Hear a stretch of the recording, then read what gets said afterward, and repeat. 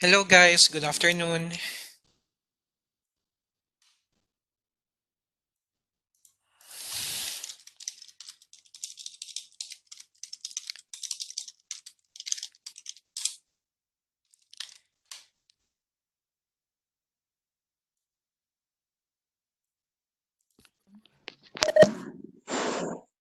Hello guys, can you hear me?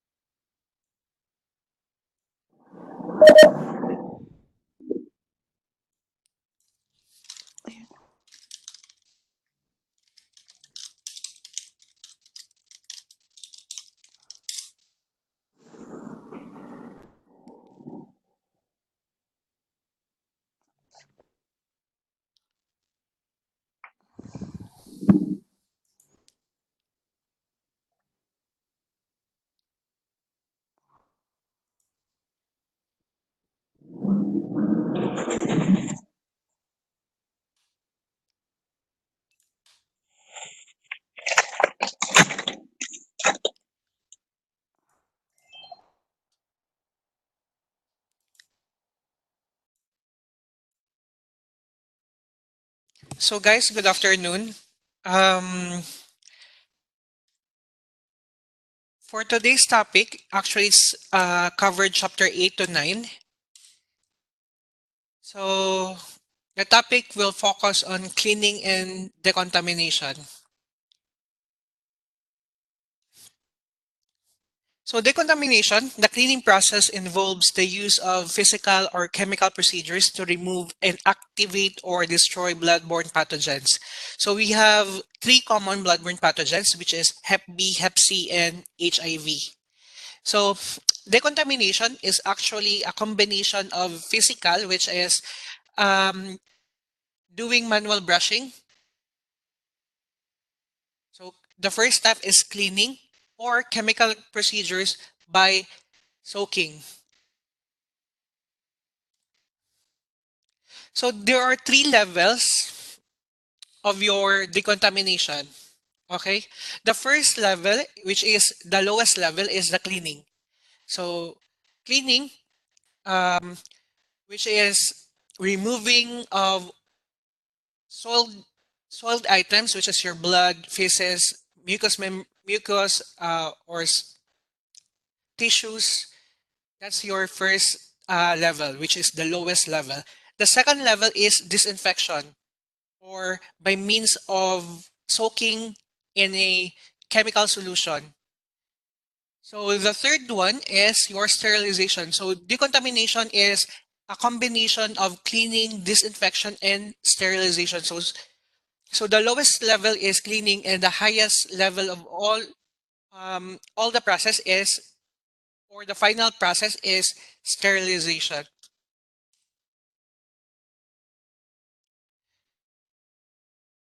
So defined as a removal, cleaning is defined as a removal of all visible and non-visible soil and other foreign materials from medical devices being reprocessed. So by using manual brushing, it's either stainless brush, nylon brush. So there are different kind of brushes. So disinfection is the destruction of nearly all pathogens, microorganisms on an inanimate, non-living surfaces. So non-living surfaces, which means your either your working surfaces or your instruments. So sample of cleaning procedure is rinsing the instrument, wiping it with gauze. That's your cleaning. So you are just removing the blood, you are just removing the mucous membrane, you are just removing the tissue attached to the instruments. So, well, for disinfection, actually there's a lot. For example, at the point of use, which is the the user area, clinical area, where the nurses and physician use the instruments. The disinfection methods they are using when they are sending the instruments to sterilization room is that they will use an enzymatic spray or disinfectant spray, or they will wipe the instruments. So they will send the instrument, which is clean, visibly clean. So no blood, supposedly no bloods, no liquids, no other liquids. So sterilization is a process of cleaning an item, especially with a chemical in order to destroy bacteria. So there are sterilization, which is liquid, or what they are called cold sterilization, and the sterilization using autoclave or machines. So other types of sterilization are ETO, which is ethylene oxide. So decontamination room. So decontamination room is actually should be located near the operating room in the hospital settings. The reason why, because operating room is the um, there are a lot of soiled instrument coming from OR. So that's the reason why the decontamination room or the CSSD room should be near to the operating room. While in the clinics, the CSSD room or your decontamination room should be near in the dental rooms, because in clinics and medical centers, dental is the most is a department that sends most of the contaminated instruments. In medical, there is still contaminated instruments, but there are less. So in OB department, there are less instruments, especially in derma. So 90% of instruments coming from in our clinic is coming from dental department.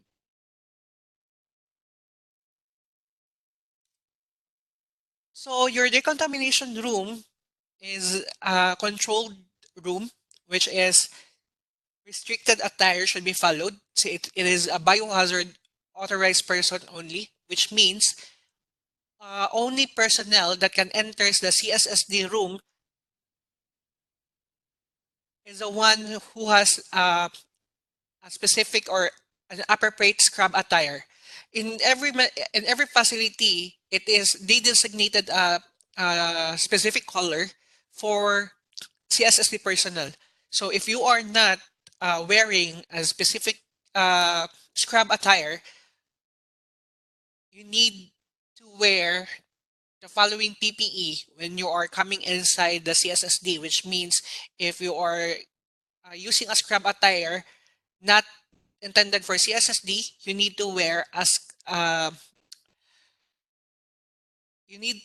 a gown, disposable gown, or shoes, intended shoes for CSSD. If you don't have an intended shoes, then you need to wear a shoe cover. So as per OSHA guidelines, any personnel assigned in hazardous environment should receive proper training before initiating a task. So please be reminded that it is a requirements by OSHA that any personnel um, that will have hands-on uh, duties or exposure on decontamination area, because some of our nurses, for example, in medical centers, they are rotated in decontamination room or CSSD room. Before they can enter or they can operate equipment in decontamination room, they should be trained in all aspects. So in hospital, um, any personnel, which is, for example, new staff in CSSD, they cannot enter or they cannot operate equipment without training, or they cannot do the contamination without initial training. So the requirements is that they should have a training in equipment.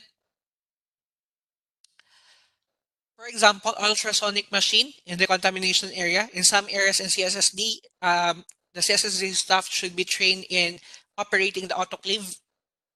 So PPE, donning and doffing, they should be trained in donning and doffing of PPE, because most of the staff, even most of old staff, they don't know how to wear the PPE.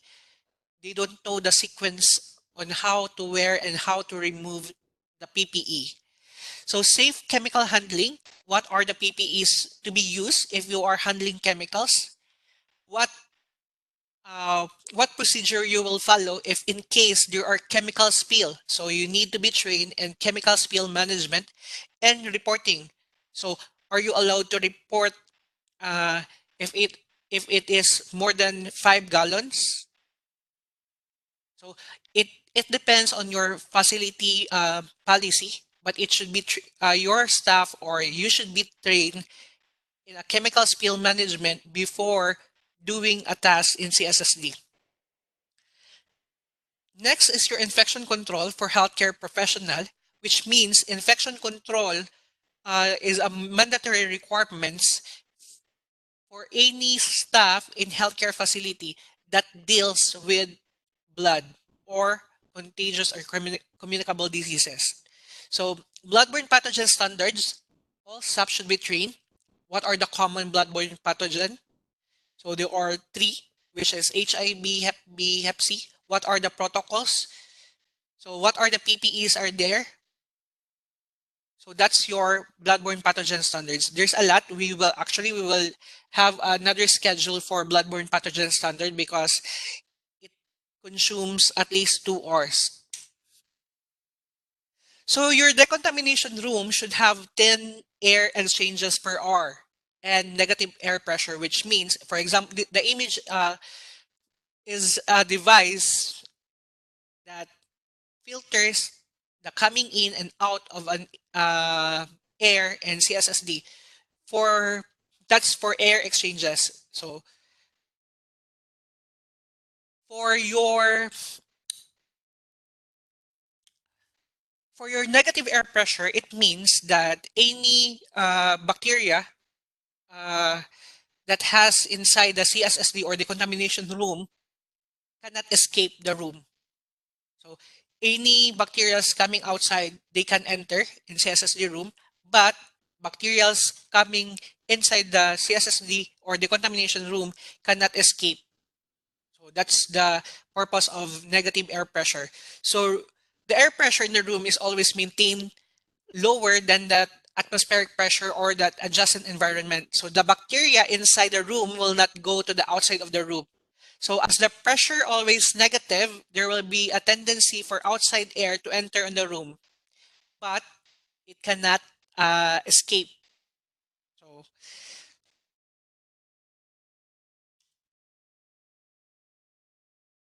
so your decontamination room, because you are receiving contaminated instruments, you are receiving soiled instruments. So possible high microbial count, that's possible because um, your instruments is only clean. You are the bacteria are not killed.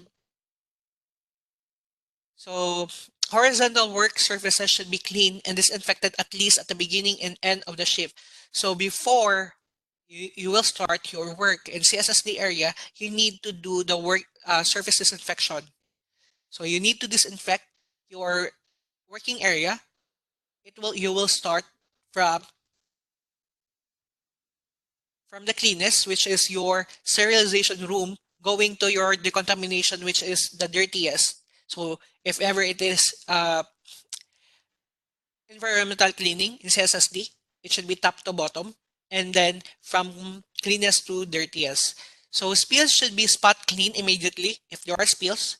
If there's chemical spills, it should be clean immediately. If there's blood spill, it should be clean immediately. So all staff should be trained in handling it in blood spills and chemical spills, both. So biohazardous waste should be removed at frequent interval. So biohazard waste should be removed at frequent interval, which means um, once you receive, once they place the biohazard waste, which it's either in the um, coming from the user, so you should frequently check it following 30 minutes interval or 1 hour. It depends on the needed of instruments. If it is a biohazard waste, which means you have a sharp container, for example, if you have a sharp container, you should be removed at frequent interval, which means there are for biohazard waste or your sharp container, it should be 3 months from assembly. You need to remove it, or if it is three-fourths full, you need to remove it.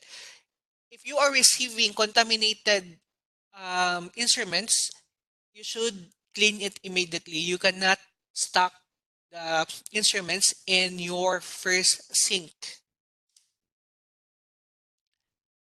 So your decontamination room, phenolics are recommended for use in the decontamination area for disinfection of hard surfaces. So phenolics is usually the chemicals used in cleaning the working surfaces in CSSD. So the main usage of phenolics is in housekeeping for walls, floors, countertops, and furnishing. We need to be reminded that the CSSD room, the working surfaces should can tolerate the chemicals. So if we are cleaning, we need to make it sure that our working surfaces, our floors, our walls can tolerate the chemicals. So other terms in the contamination room, for example, for your any equipment guys in the contamination room should don't have any lint or any fibers. For example, your tissue. Tissue actually is not allowed in CSSD, for example, or any papers that can create any fiber or any lint. So there should no fiber creating materials or lint creating materials in decontamination room or in CSSD actually. Containment device. This is your containment device, which means this is used to protect the environment. So once you are carrying the instruments, once you are carrying the soiled instrument or contaminated instruments, uh, you cannot contaminate the environment. So there, the biohazard logo means is it, it is mandated to be there so that the the person might have an encounter with that product or that item might well know that this item or the content of this box is contaminated.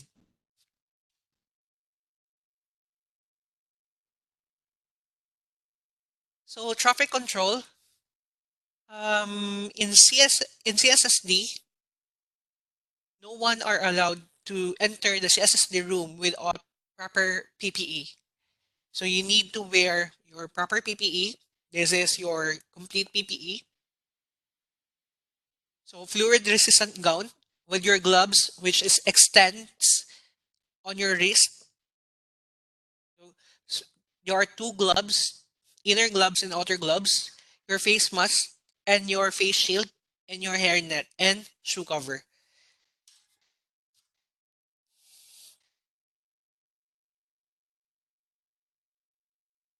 So work area in CSSD, your work area in CSSD guys, there should be three working areas.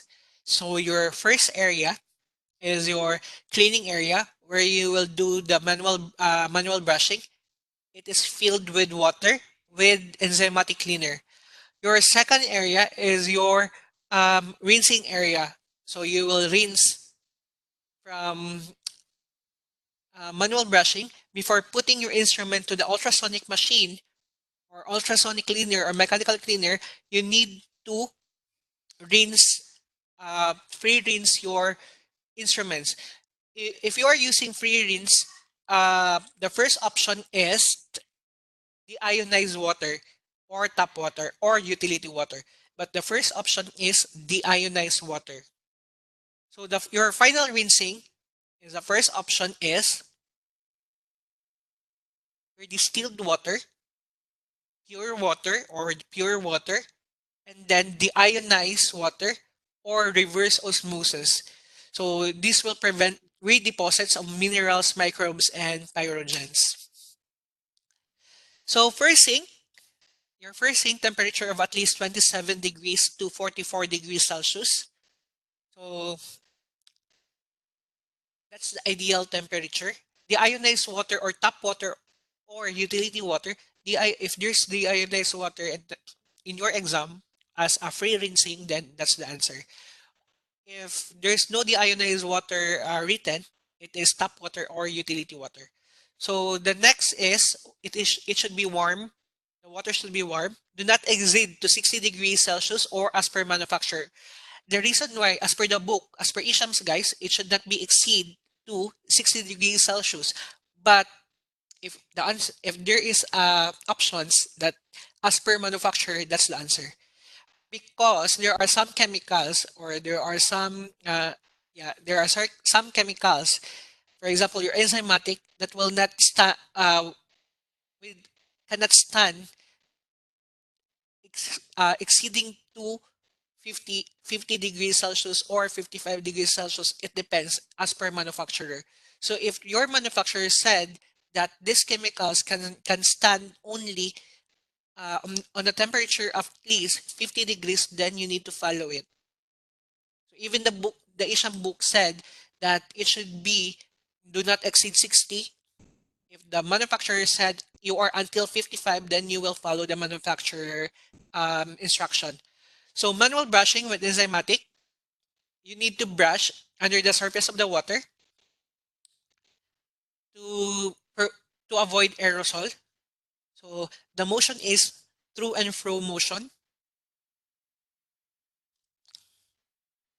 So your second sink is your free rinsing sink to remove debris after manual brushing, to remove detergent residues.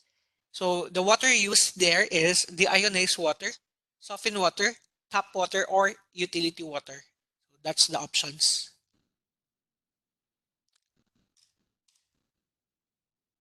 Your third sink is your final rinsing.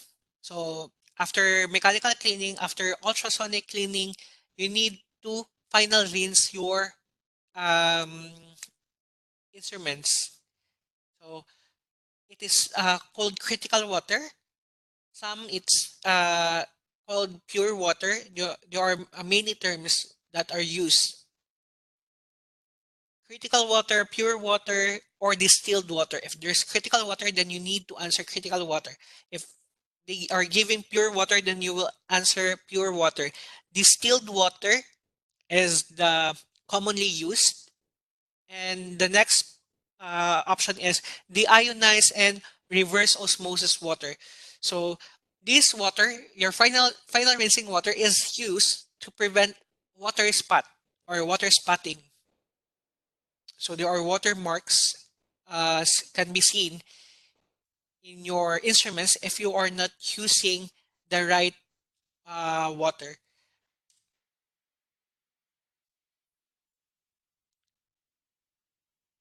So manual cleaning tools, there are different types of brushes. You have steel brush, you have metal, you have brass, you have nylon. So there are different. Disposable brushes, first option to use. So if you have available disposable brushes, then you need to use the disposable brushes. If you don't have the disposable brushes and you need to use the reusable brushes, then you should be decontaminate the brush daily. Okay. Worn steel brush should be discarded if it is already flat. It cannot remove any debris anymore. Then you need to discard it.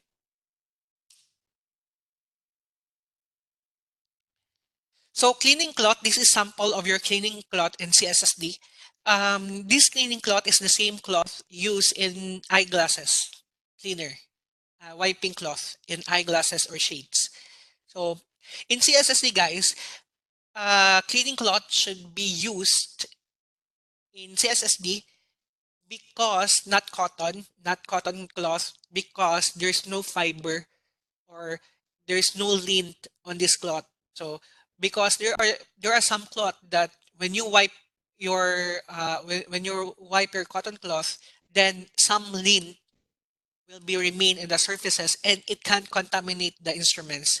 So lead-free cleaning to cloth to avoid the fibers of the cloth should be changed regularly or visibly soiled. So they are not saying to change it every day, but as necessary or when visually soiled. So sponges. Okay. For sponges, guys, there are times that we in CSSD we are using sponges. So if we are using sponges in CSSD, it should be used as per manufacturer instruction. Discard after use.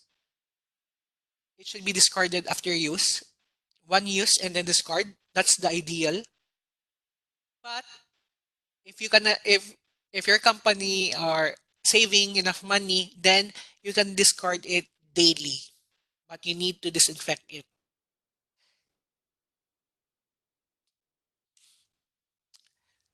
Just be familiarized with the utility water and critical water. So your utility water, guys, the flushing, washing, and rinsing, that's your utility water. Your critical water is used in your final rinsing and steam, or you're in the autoclave, refilling water in the autoclave. You are using critical water, which is distilled pure water. So the hardness of utility water, it's below 150. But the hardness and critical water it's below 1. So most hardness and critical water are removed. For conductivity, the utility water for utility water it's below 500 and critical water it's 10. So since in CSSD we are dealing with electricity and our sterilization are run by equipment. So the conductivity or the electricity should be on acceptable level. So in utility water, it's below 500 and critical water is below 10. So your critical in autoclave machine, that's the reason why if you are putting the utility water, which is has the below 500 conductivity, it will not run. For pH, it's 6 to 9 for utility water. Critical water is 5 to 7. So for chlorides, it should be less than 250. For critical water, it should be less than 1. For bacteria, for utility water, we are not checking. For endotoxin, we are not checking. For critical water, we are checking the bacterial content of the water. It should be on acceptable level below 10 and endotoxin which is below 10. That's the reason why it is preferably uh, advised to use the critical water. The conductivity of water, guys, is an important measurement that indicates its ionic charge or the ions or the electrical charge of the water. So the greater the ionic charge, the more elements there are in the water. So when these elements are removed, the water loses its electrical charge and more aggressive attempts to regain these charges occur.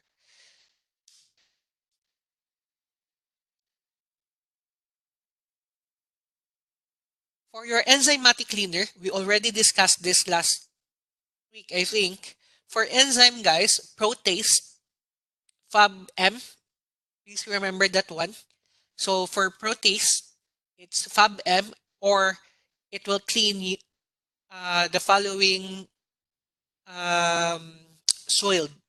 So coming from soiled, which means you already clean it, but whatever non-visible contents of your feces, albumin, blood, and mucus, it should be, you need to use the protease enzymes. So FAB-M for protease, feces, albumin, blood, and mucus. For lipase, it's FAB, fatty deposits, adipose tissue, and bone marrow. For your amylase, it is AS or amylase and starch.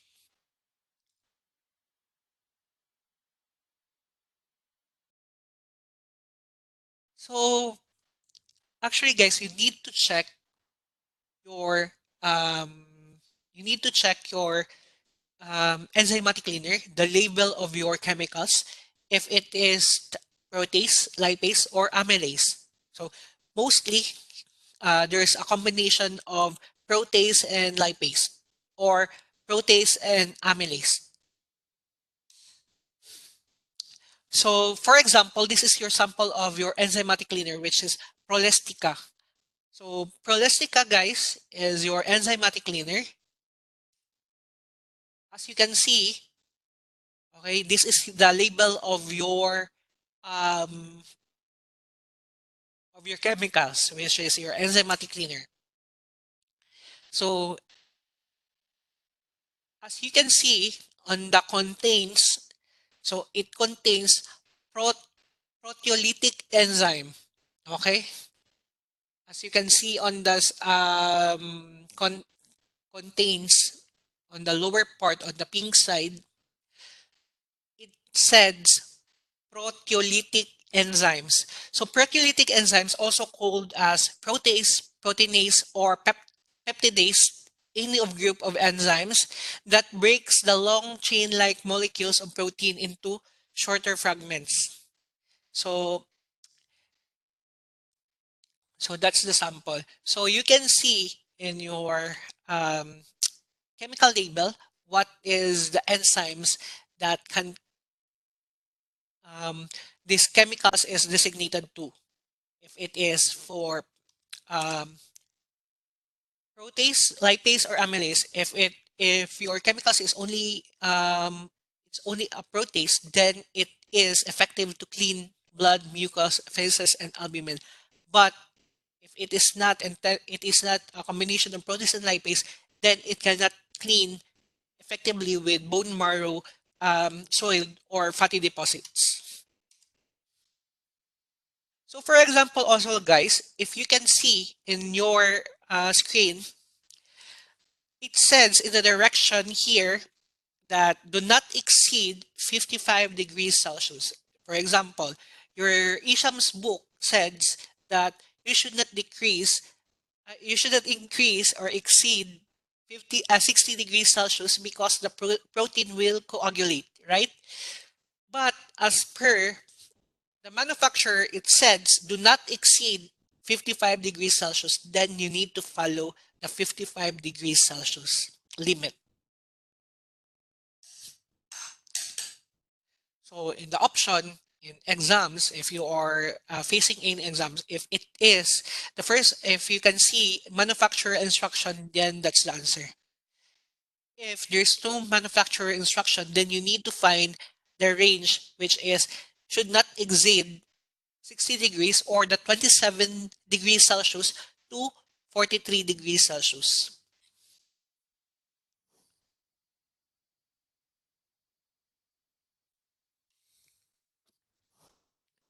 So your detergents, your enzymatic detergent, for example, is low foaming. The reason why it should be low foaming because um, your ultrasonic machine, the, you need to degas it, right? You need to remove the bubbles. So if it is not low foaming, then it will create more bubbles. So it can interfere the cleaning cycles or the cleaning process of the ultrasonic machine, which is the cavitation process. Which if there's a lot of foam or there's a lot of bubbles forming on your detergent, then it cannot clean. The sonic cycle will be interfere. So next is formulated with surfactants, emulsifier, formulated with chelating agents, minimize formulation of deposits, preventing instrument spotting, prevent equipment scaling. So only detergents that have specially formulated for use in ultrasonic cleaner should be used in them. So if it is not intended for ultrasonic cleaner, then you cannot use it because for us, uh, as my experience before we tried to experiment because we cannot see. If you are not unsure, guys, do not try. Okay, if you are not unsure, you should not try. If you see chemicals, then you are not sure if it is used can be used in ultrasonic cleaner, then you need to check the MSDS, or you check the IFU. You can find it in the online. Before, our experience is we have one chemical which is not used, so uh, we cannot find the instruction manual or the MSDS. So we tried it in the ultrasonic cleaner. So once we pour it, we dilute it in water. Then once we started it, it generates a smoke. So it is not intended for um, ultrasonic cleaner. So they must be low foaming to prevent interference with the cleaning process, which is your cavitation process. These detergents are usually formulated with surfactants. So the reason why it is formulated with surfactants and chelating agents to prevent redeposit of soil, which means your blood or your saliva or your mucous membrane, which is not non-visible, cannot reattach to the instrument. That's the reason why there is for there is surfactants and emulsifier and chelating agents. So they should also rapid soil dispersion. Your chelating agent will cause a rapid dispersion of soil, so it will remove the soil rapidly. So emulsifier surrounds the instruments to avoid reattaching to the instruments. Any soil cannot reattach. So basic conversion, guys, please be aware, degrees Fahrenheit to Celsius. The reason why I give the basic conversion in CSSD because in the exam, they are fond of giving degree Fahrenheit. While here in UAE, we are actually using degree Celsius. So we are familiar with degree Celsius, not in the degree Fahrenheit. So for degree Fahrenheit conversion to Celsius, what is given, for example, 159, you will um, deduct it with 32 and times 5 and divide it with 9.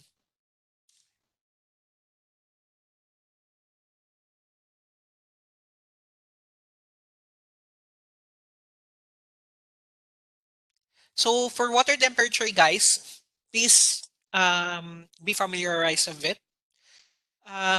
Very cold water, which is below 15. Cold water is 16 degrees to 18 degrees Celsius. Cool water, it's 18 degrees Celsius to 27 degrees Celsius or 19 degrees Celsius to 27 degrees Celsius. For tepid water, it's 28 to 37 degrees Celsius. Warm water, it's 38 degrees to 47 degrees Celsius. For your hot water, it is 48 degrees Celsius to 73 degrees Celsius.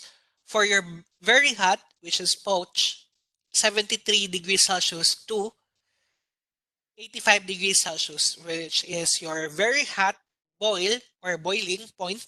It's above 85 degrees Celsius. I highlighted the three commonly used water in CSSD, which is the cool water, the tepid, and the warm water. So the term should be cool water only and warm water. We are not fond of using hot water in case if in instance there are some chemicals that needs to be used in hot water. So if the hot if that chemicals needs to be used in hot water, please be reminded with the temperature which is 48 degrees Celsius to 73 degrees Celsius. That's your hot water. So for cold water, it's 16 to 18. So mostly it is under cool water until warm water, the one highlighted in green.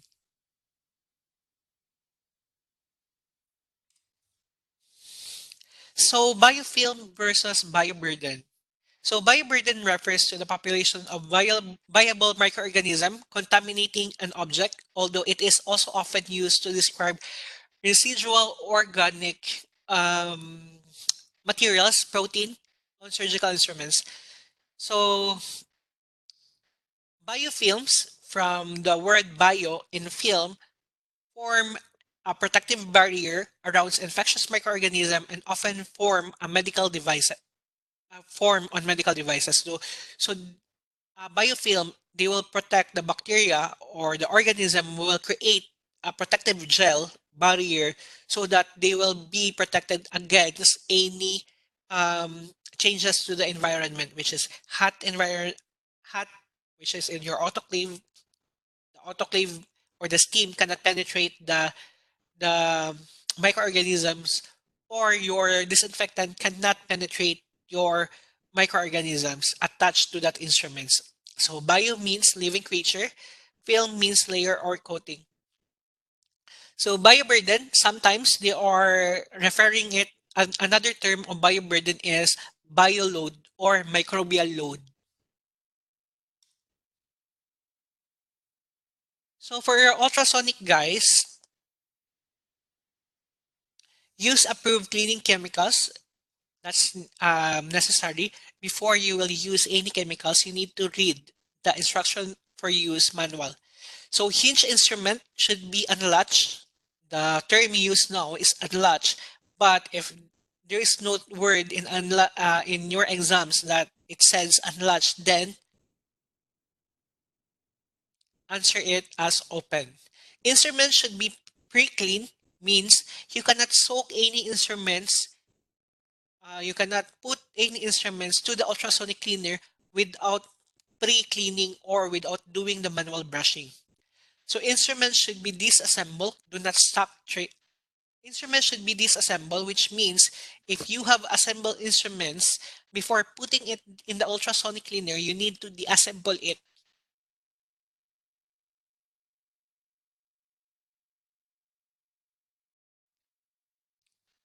Do not stock trays.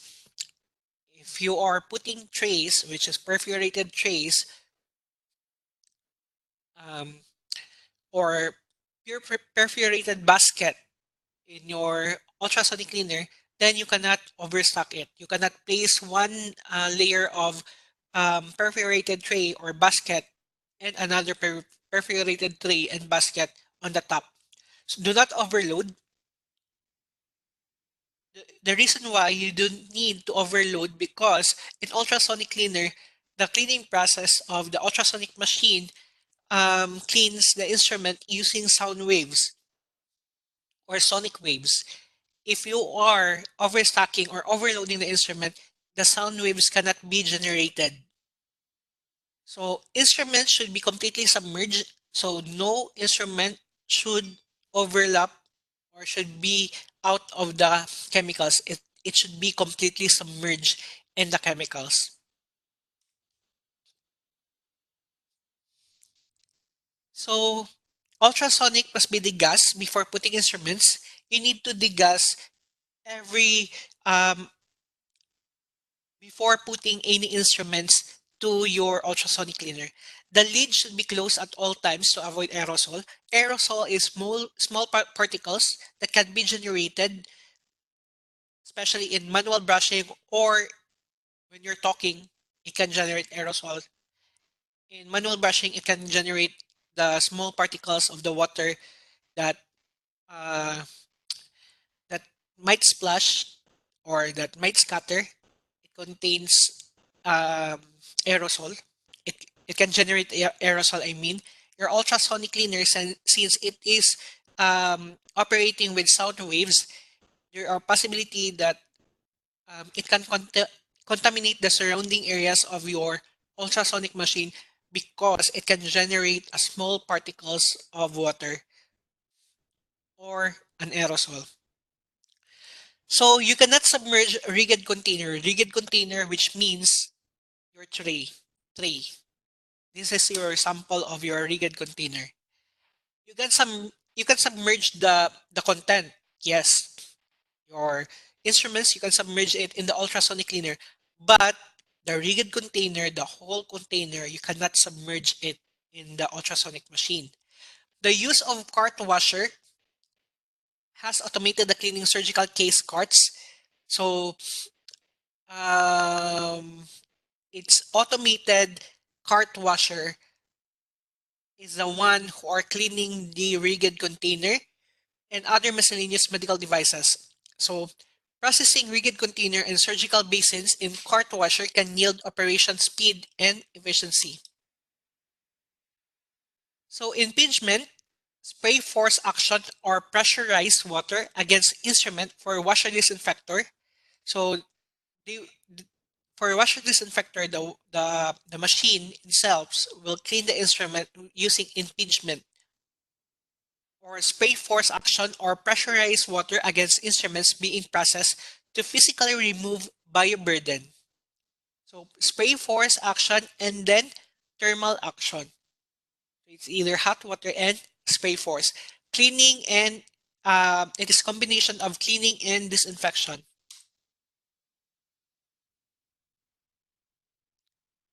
So watch for the sample of your washer disinfector so that you will be familiarized with the function of it.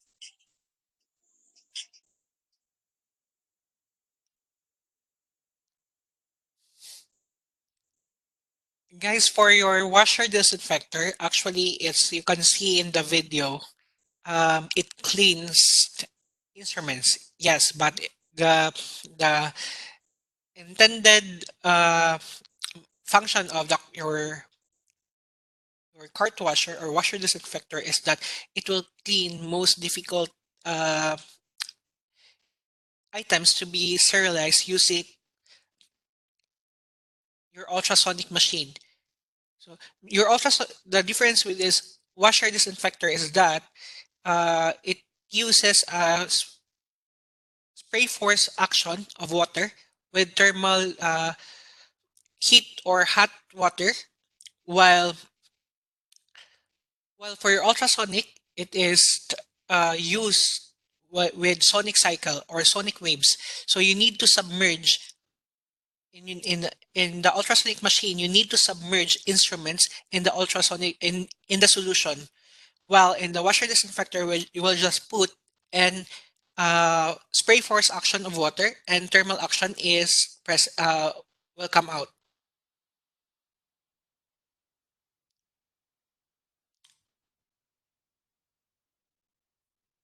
So the next is your automated endoscope preprocessor. Endoscope, it is the equipment or device that use when when a surgery that needs to um, that n- that they need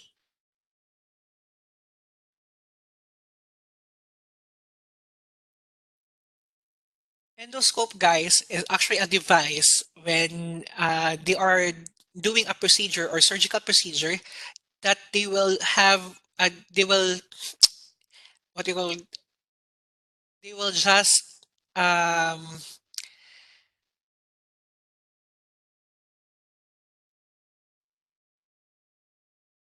they will just create a small hole and they will just put this endoscope devices so that they can visualize the inner part of the body, which means what what is, for example, for herniorrhaphy or hernia repair, they can use the endoscope or laparoscopic to go inside the inner channels of the body to visualize or to cut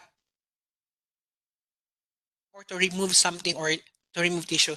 So for endoscope, guys, in CSSD, um, you need to be familiarized with these instruments. So there are different channels, inner channels, which is has the suction channel, air channel, the universal cord. But the biggest or the largest operating part of this channel is this biopsy valve. So this biopsy bulb is that you will physician will introduce the instrument to the body. So they will insert it here. So this is the channel that most of the time contaminated with blood. The inner channels is contaminated with blood and should be irrigated. So this is your sample of your endoscope working channels, which is in the red. So they will put the instruments in there. It's either Caesar or cautery.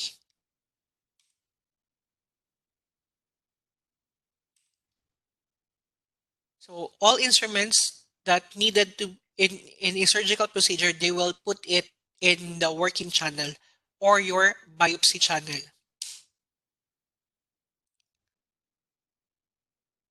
So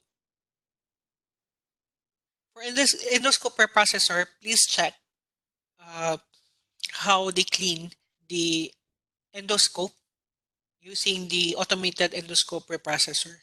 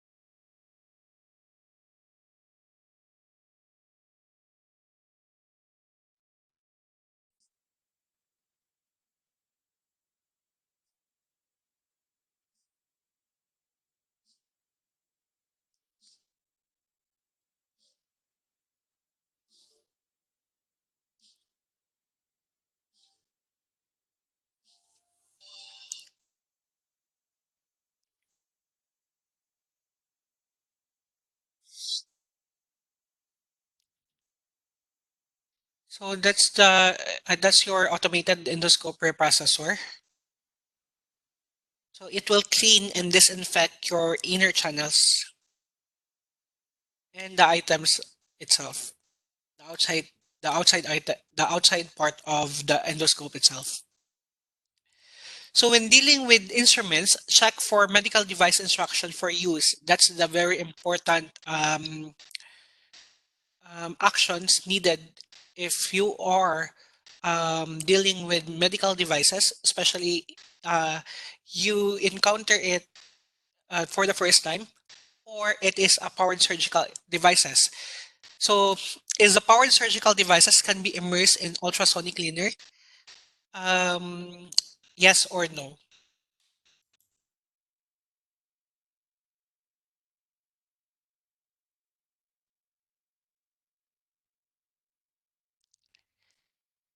Is the powered surgical instrument or surgical devices can be immersed in ultrasonic cleaner? The answer is no. Actually, the answer is no, guys. But there are some devices that the power surgical devices can be immersed. So we don't know if it can be immersed of or if it cannot be immersed. So if it can or it cannot, then it should be the medical device instruction should be followed. So the answer is no, but you need to check for it first with the medical device instruction if it really cannot be immersed. So if there's an option that check for medical device instruction for use, then that's the answer. If there's no medical device instruction for use, then that does that's not the answer, but it is directly no, because mostly powered surgical instrument or devices cannot be immersed. So Spalding classification. The Spalding classification, guys, is actually um, originated by Dr. Earl Spalding. Spalding further refined the classification on appropriate treatment of medical device based on how they are using it. So, as per critical levels of the instruments, they are um, there are equivalent sterilization or disinfection processes. So for example, for Spalding classification, for critical, which means it enters sterile tissue or vascular system or your bloodstream, it can goes on your bloodstream. For example, your implant, surgical instrument, needles. For critical, it should be sterilization immediately. Okay. For critical instruments, it should be sterilization. It requires to be sterilized. For semi-critical, touches mucous membrane. For example, the endoscope, the one I showed you earlier, the endotracheal tube, I'm not sure if I have here. I think they bring it up. For endotracheal tube, for laryngoscope, it should be high-level disinfection. So for non-critical, which is, for example, your thermometer, it's intermediate level disinfection. Your stethoscope, the partnered with your BP app, the stethoscope, which is used when hearing your heartbeat, heart sounds, lung sounds, it should be low-level disinfection. So it can be your stethoscope can um, your doctor can use alcohol. For thermometer, actually they are using even alcohol for thermometer. So the Spalding classification will depend on the critical level of or device classification of the instruments if it needs a sterilization, high level disinfection, or immediate level disinfection. I put the FDA classification here so that you are um,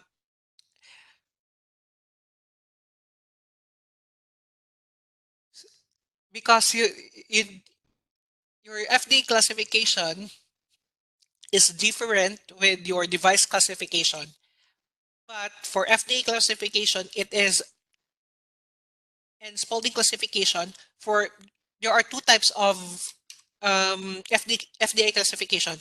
Your FDA classification as per devices, risk, and your FDA classification as per recall. So um,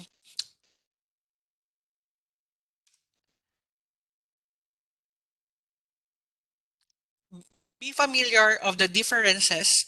Actually, for device classification and FDA classification, it has the same, but for the FDA classification as per recall, which is on the right side of the slides, it is different.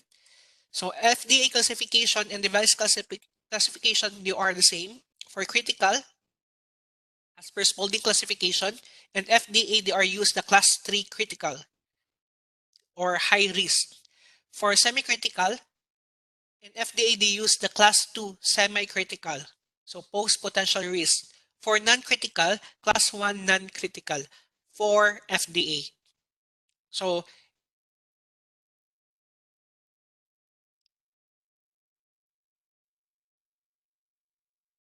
so please be reminded that if it is a critical, then it should be sterilized.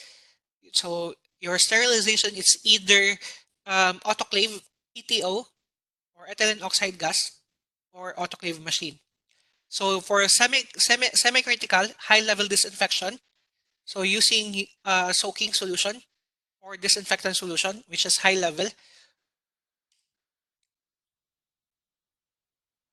So this is just our, actually I discussed it already on the first chapter, I think, but please be familiarized with the difference with Spalding classification, FDA classification. Spalding classification and FDA, they are the same, but different with FDA classification as per recall.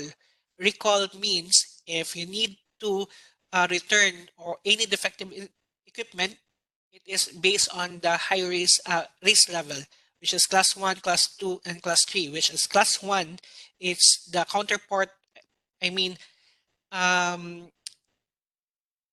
the higher risk, which is on the other classification, the class 1 is should be low risk. But for as per recall, the class 1 FDA classification recall, the class 1 is the high risk and the class 3 is the low risk. Detergent. For detergents, there are three different detergents, which is neutral detergents, 6 to 8, alkaline detergent, pH of 8 to 14, acid detergent, it's 1 to 6.5, 1 to 6.5.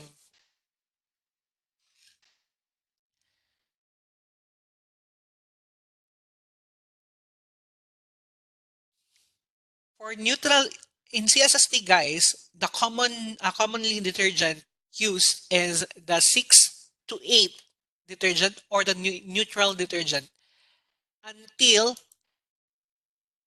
alkaline detergent, which is 8 to 14 or 8 to 16. So commonly neutral to alkaline. The sometimes we are using acid, but the reason why they are not using acid detergents because it is corrosive to instruments. So it can damage the coating of your instruments.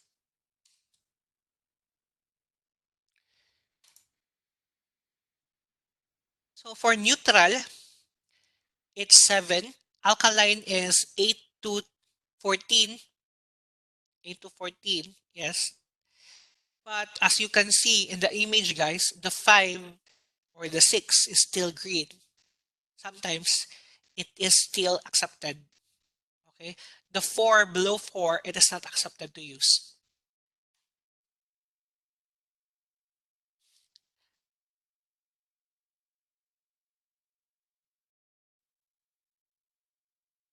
So for this disinfection, there are three levels of disinfection. The low level, which is using alcohol,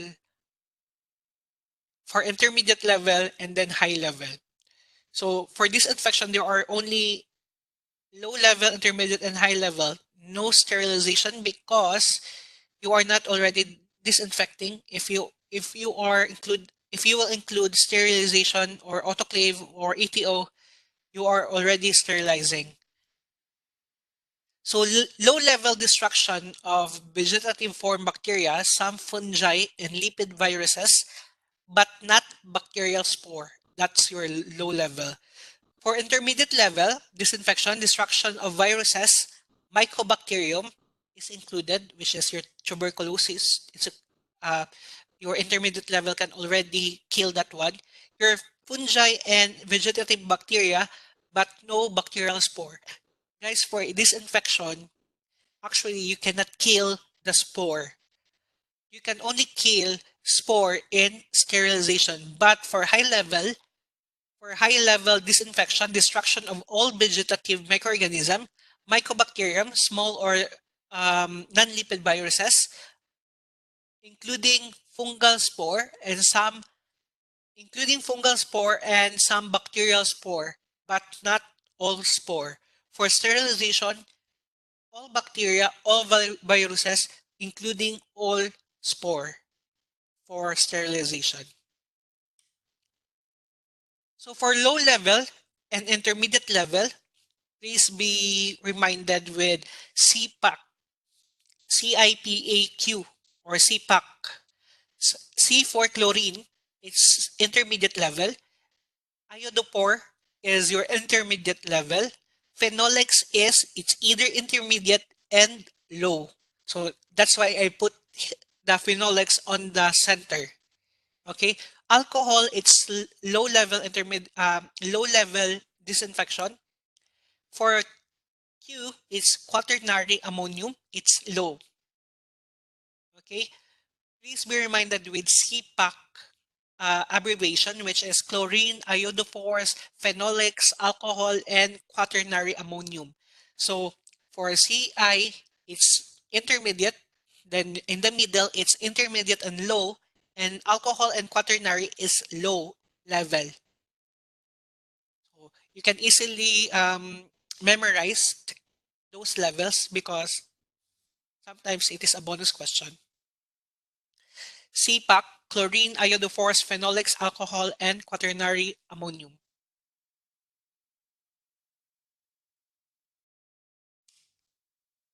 So for your low level, intermediate level, for low level guys, disinfection removes or kills some types of vegetative bacteria and some fungi and lipid viruses.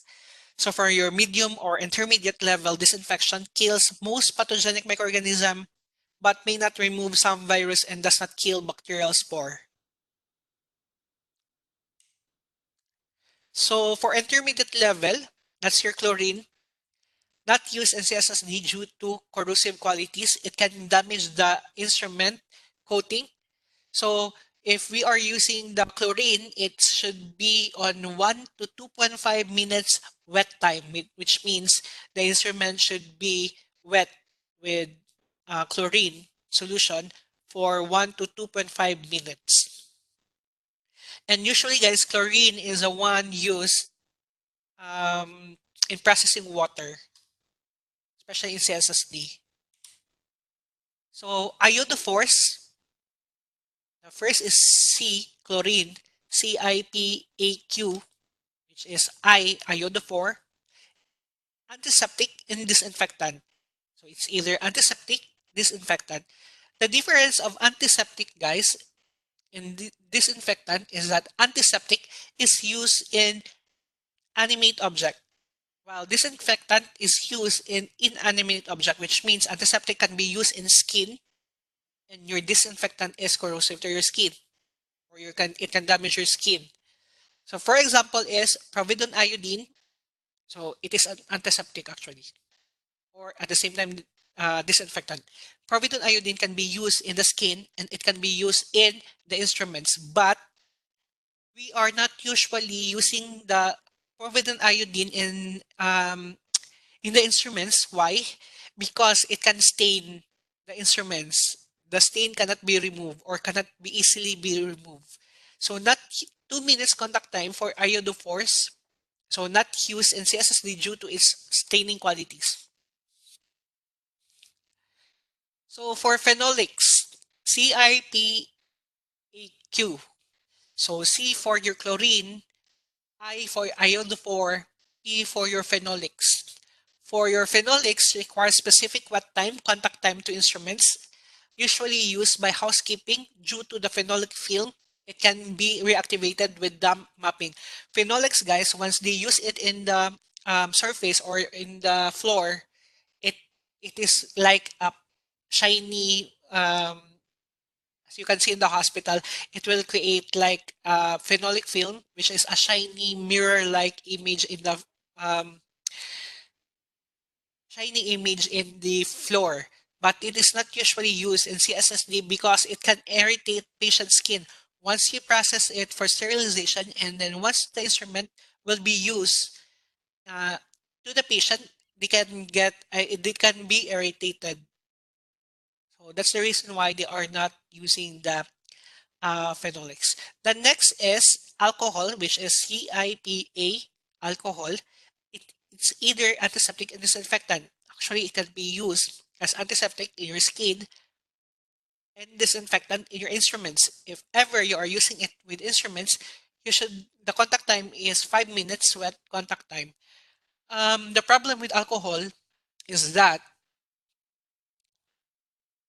it can easily be evaporated. So it can easily be dried. So the the contact time cannot be achieved. The 5 minutes contact time of alcohol cannot be achieved. So for quaternary ammonium, quats can be absorbed by cotton, cloth, and map. So if you are disinfecting or cleaning instruments that uh, needs to be needs to use with cotton, cloth, and map heads, you cannot use the quaternary ammonium because it can retain the chemicals on that materials. So please be reminded of CPAC or CIPAQ for abbreviation of your low level and intermediate level, or CIPAQ or C for chlorine, I for iodophore, Ph for phenolics, A for alcohol, and quaternary ammonium for Q. So on the middle part, it is combination of low level and intermediate level, while your chlorate and iodophores is for intermediate, and your alcohol and ammonium, quaternary ammonium is low. So I will be back. So please be reminded of this one because usually it is a bonus question. So chlorine, iodophorus is an intermediate, phenolics is intermediate and low, alcohol is low, quaternary ammonium is low.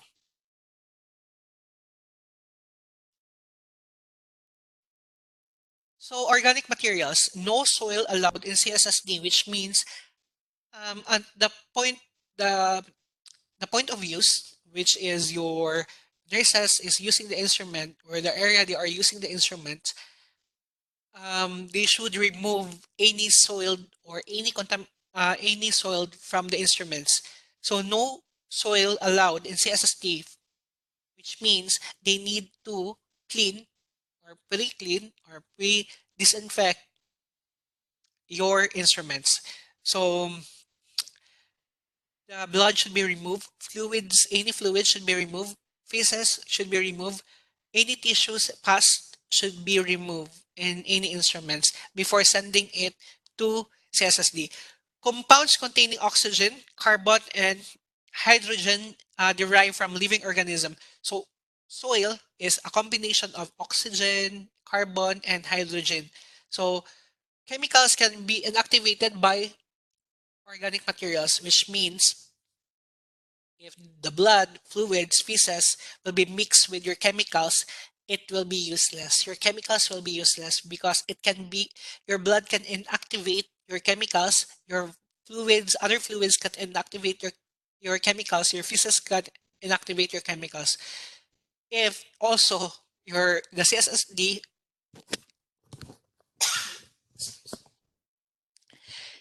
if also your CSSD technician will not do the manual brushing, okay? So they need to do the manual brushing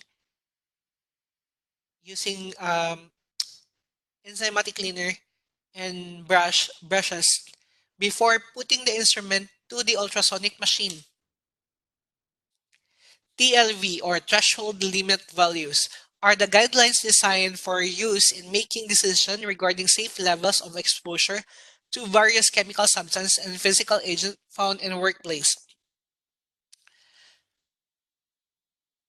So, because guys, CSSD are dealing with chemicals, so we are exposed with chemicals. So without adverse effect, we are exposed to it. So we don't know if uh, we receive any effects later on. But on that present, most chemicals they can they cannot show any symptoms right away.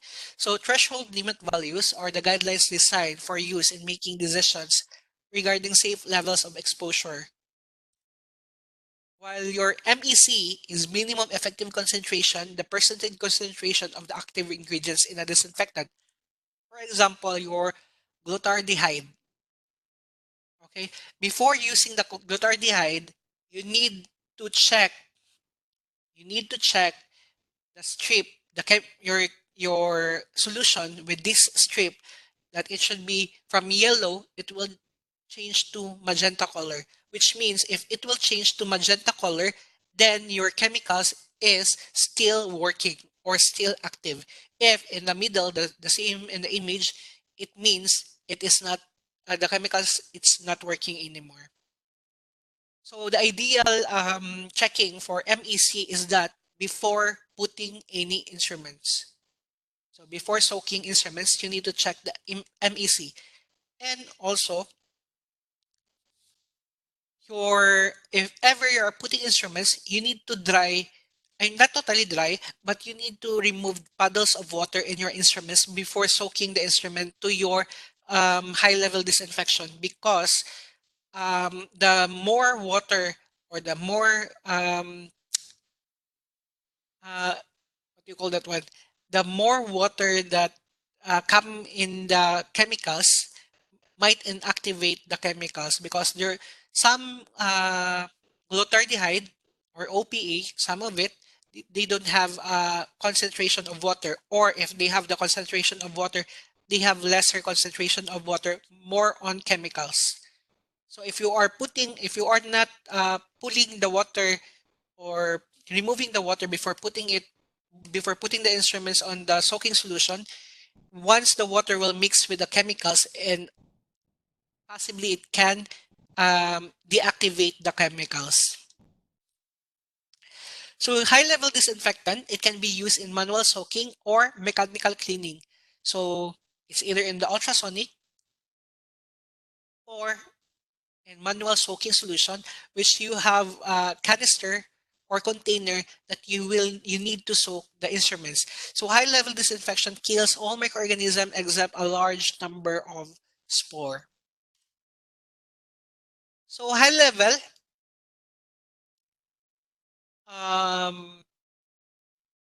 put the abbreviation of GO HP or GO PH if you want. So GO HP is glutaraldehyde, OPA or OPA, orthotaldehyde, hydrogen peroxide, and peracetic acid. So that's your high level disinfectant. Okay, if your high level disinfectant is GO PH, GO HP, while your low level disinfectant is your low level disinfectant and intermediate disinfectant is CIPAQ. Okay, your chlorine, iodophores, phenolics, your alcohol, and quaternary ammonium.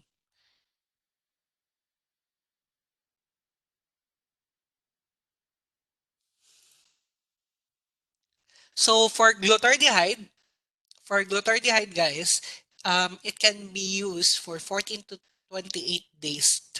Okay, the solution should be tested before placing instruments. So before you will soak instrument, you need to check with test strip if it is working or not. So if the solution is still active or not. So instruments should be removed or pull water before placing to glutaraldehyde. So MEC or minimum effective concentration. And your glutaraldehyde is used for laryngoscope blades and flexible scopes. Actually, I have here, but they bring it up because there's a lecture. So laryngoscope blades and flexible scopes are used for glutaraldehyde. For OPA, it's orthotal talaldehyde, which is 14 to 28 days reuse life, which means you can use what do you call that? You can reuse the chemicals until 28 days, but you need to check if it is still working or not. So, or if it is already soiled or soaked, if there's a floating residues, you need to change it, even not reaching the 28 days. So usually, guys, high-level disinfectant are used in semi-critical instruments. All of the high-level disinfectant are used in semi-critical instruments. Hydrogen peroxide used in Hep B, Hep C, HIV, CJD, prior routine decontamination and sterilization. So if ever your nurse will said that this instrument is used with my patient that has a Hep B or Hep C or HIV or CJD, then prior brushing your instrument, you need to soak it immediately with hydrogen peroxide. Okay? For 20, you need to soak it with hydrogen peroxide before routine sterilization. So there are, I already discussed it in the first lecture and second lecture. I think first lecture. So check on it. So peracetic acid, the contact time is 5 minutes. It is usually used in AAR or automated endoscope reprocessor. The machine I, I show it to the slides a while ago. So each usually the high level disinfectant used in AER is the peracetic acid. So preparation instruction, appropriate concentration for use. Any chemicals, guys, there should be appropriate concentration for use, dilution, and strength. Because there are different types of chemicals as per manufacturer instruction, there are different types of instruction. For example, these chemicals needs 1 liter of water and 20 ml of chemicals, or some has 1 liter of water with 30 or 40 ml of chemicals. So it depends on the instruction of the manufacturer. Dilution or mixing requirements. For example, dilution or mixing requirements. There are times that chemicals cannot should not be mixed with in should not be diluted with water, purely purely chemicals. There are times that um, the, what you call the because yes, that's the dilution or mixing requirements, which means it, actually it's the same with dilution in strength. So correct temperature, it depends. It should be at least 27 to 43 degrees Celsius. If not, it should be not beyond 60 degrees Celsius. But you should follow the manufacturer instruction, whatever they said, because sometimes as per the manual, as per the Iahcsmm, it should not be on 60 degrees Celsius. But as per the manufacturer, they want at least 50 degrees or 55. It, they should be followed. Water quality and pH requirements. For water quality, it depends. Sometimes there are chemicals that they said that you can use tap water. There are chemicals that they are saying you need to use pure water or distilled water with mixing chemicals.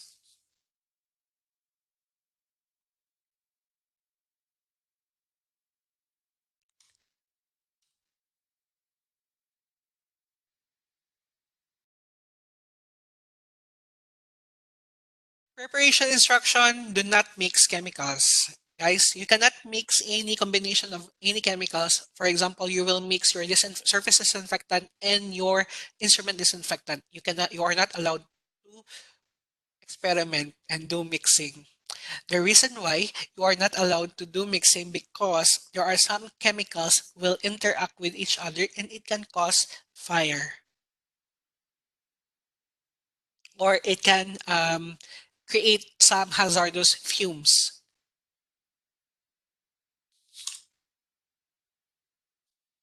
Chemical disinfection, doing it right for device, if you are using if you are cleaning instruments, or if you are soaking um, instruments to any chemicals, you need to make sure that your device is really fit to the chemicals. There are some chemicals, for example, um, there are some type of chemicals that can some types of instrument cannot be soaked with specific chemicals. So right chemical, the right device, right dilution with the right chemicals, right contact time and coverage, which means if it says that the time is 5 minutes, soaking time is 5 minutes, minimum 5 minutes or maximum 30 minutes, then you need to follow that one. You don't need to uh, soak the instruments below what is recommended. So right contact time, right coverage, which means if it says to fully soak the instrument, it needs to be fully soaked the instruments, or it needs to be deassembled, then you need to deassemble it. Actually, you really need to deassemble the instruments. Thermal disinfection and pasteurizer. Heat to reduce amount of microorganism excluding spore. So water temperature is the key of disinfection for thermal disinfection and pasteurizer. So the minimum requirements of thermal disinfection is 65 degrees Celsius to 77 degrees Celsius, minimum of 30 minutes.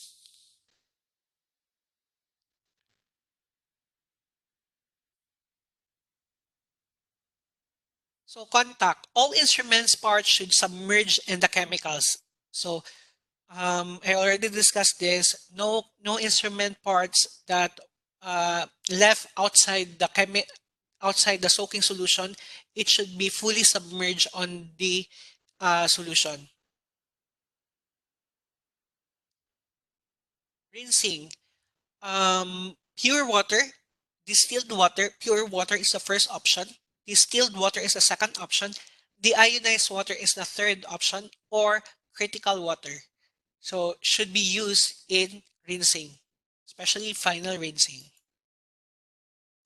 Exposure time, chemical contact time, which means your soaking solution, or wet contact time. How many minutes it should be wet. So the chemicals should, if it is, for example, your alcohol, it should be 5 minutes. Then it should remain wet for 5 minutes. That's wet contact time. So quality assurance in disinfection, education, all technicians must be trained in disinfection process each new product or device introduced to the area, which means if you receive new equipment, your staff should be trained by the manufacturer. If you receive this kind of chemicals, new chemicals, then you need to be trained before using that chemicals. Your manufacturer, usually they will conduct a demonstration, especially if uh, they produce that equipment for the first time on your facility. So in answering question, guys, do not choose or look for familiar words or answer. This is a common mistake that students are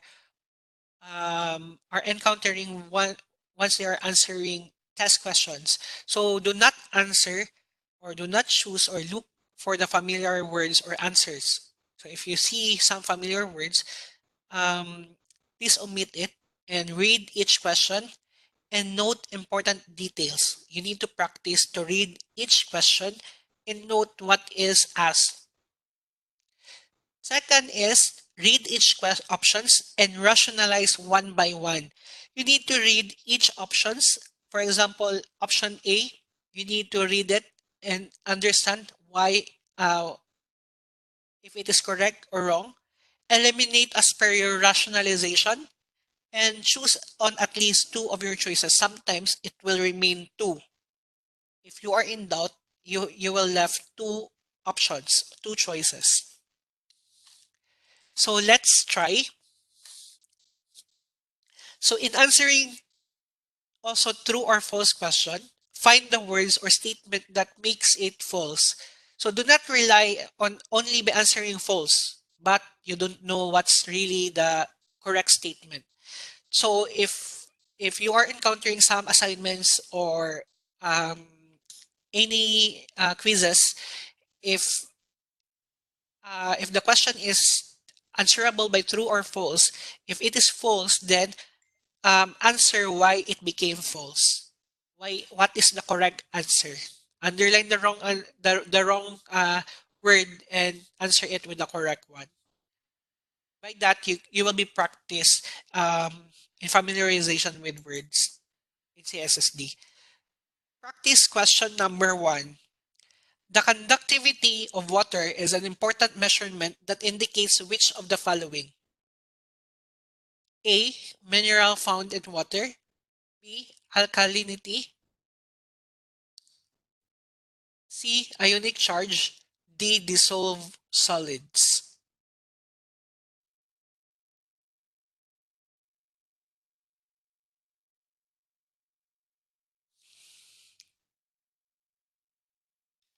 So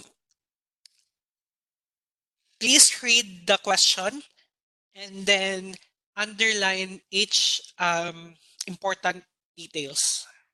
So the conductivity of water is an important measurement that indicates which of the following: minerals, alkalinity, ionic charge, or dissolved solids.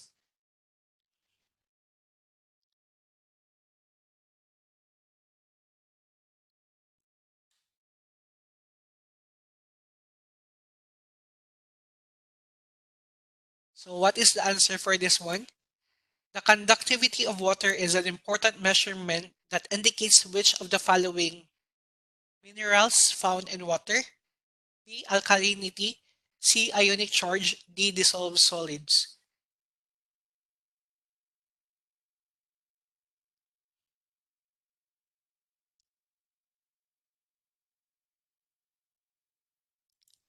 Okay.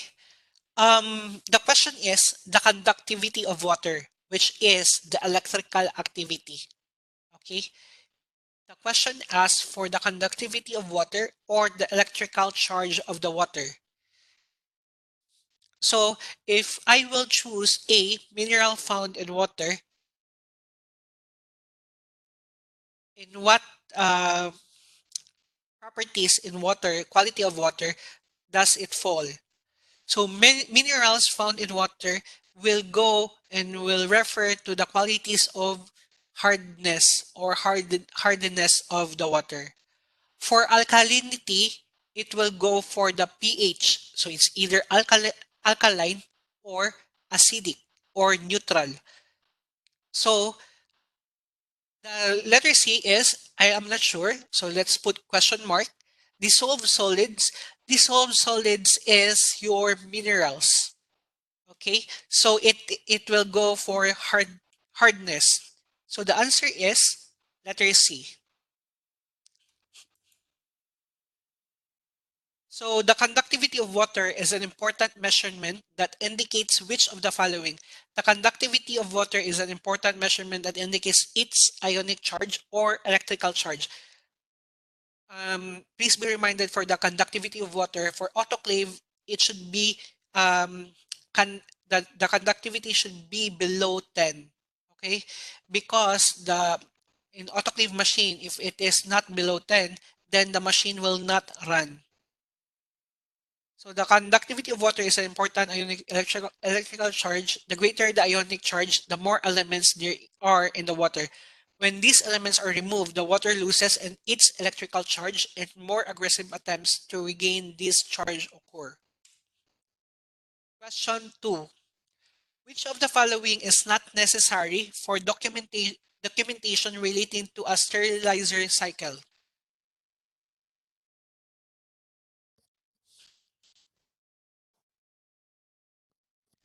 Which of the following is not necessary for documentation relating to a sterilizer cycle?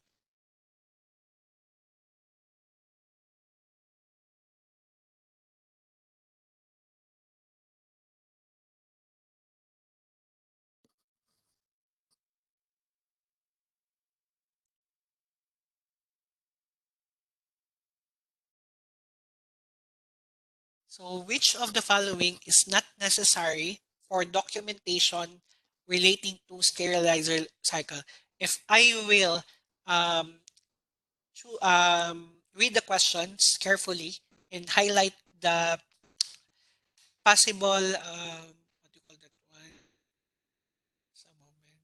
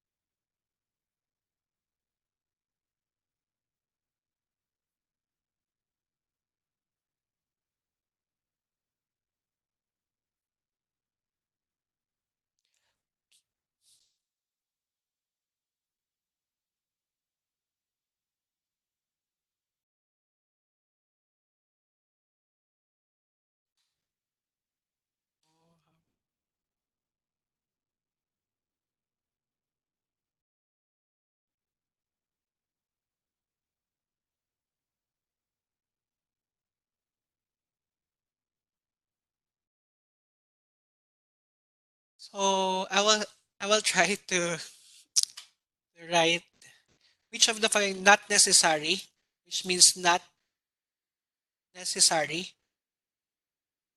not necessary for documentation, which means you will not document relating to sterilizer cycle, which is a machine. Okay? Not necessary, so it should not be included in the documentation. So, for example, um, letter A, length of cycle. For machine, is it possible length of cycle? For sterilizer, yes, there's possibility. How many minutes it run? Usually, um, what time it start, what time it finish. So it is included. Sterilizer temperature. Temperature recording in autoclave and sterilizer or washer is very important. So for autoclave, it should be 121 to 135 degrees Celsius. For your washer, the temperature should be 27 to 43 degrees Celsius or should not be beyond 60 degrees Celsius. So the sterilizer temperature used, that's possible. Okay, so this is possible. Identification of technician running it.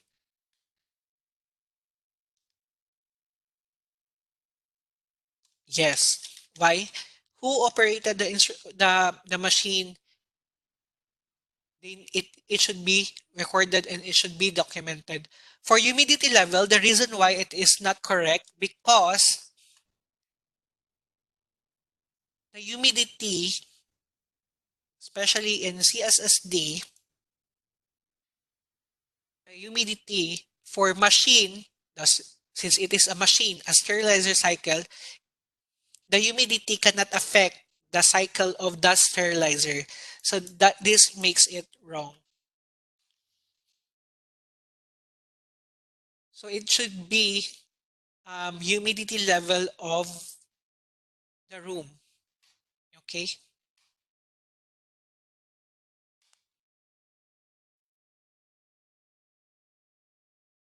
So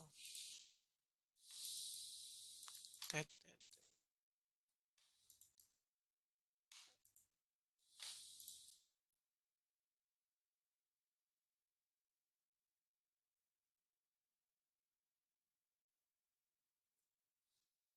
so humidity level of the room is not necessary for documentation relating to sterilizer cycle, nor is the room temperature.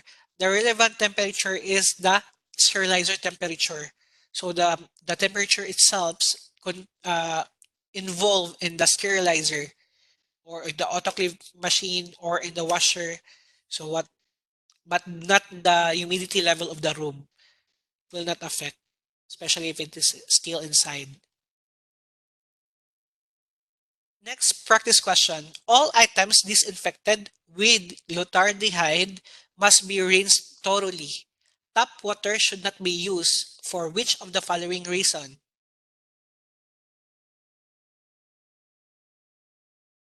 A. It will add bioburden again.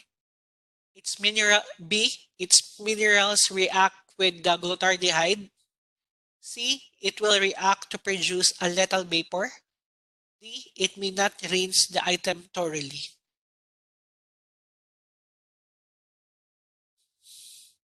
So what's the answer? So if I will eliminate or choose an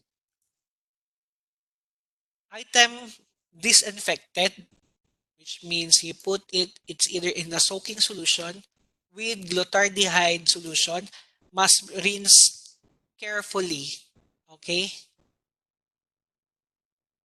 thoroughly. So tap water should not be used. Why it should not be used? What is the first option to be used? Your first option is the ionized water. This is your first option. The reason why you should not use which of the following reason? Okay, it will add bioburden again. That's question mark. So let's put question mark. I am not sure. B, its minerals react with the glutaraldehyde.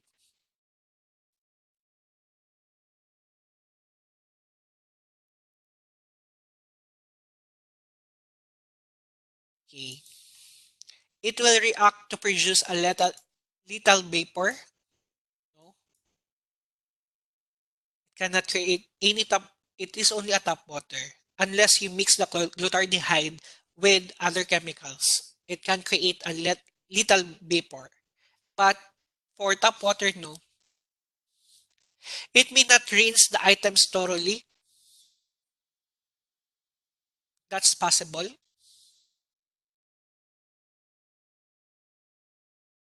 So I will question mark. I will go again with bioburden, or I will go with mineral reacts with glutaraldehyde. Will the minerals react to glutaraldehyde? It will not react. It will not do a reaction to glutaraldehyde. So the last option remains is bioburden and not rinse the item thoroughly. Tap water can rinse the item actually. So it can rinse the item. It can rinse the item.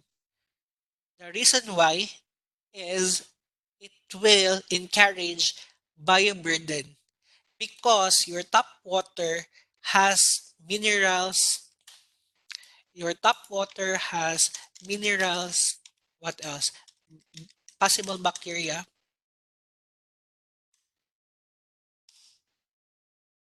That's the reason.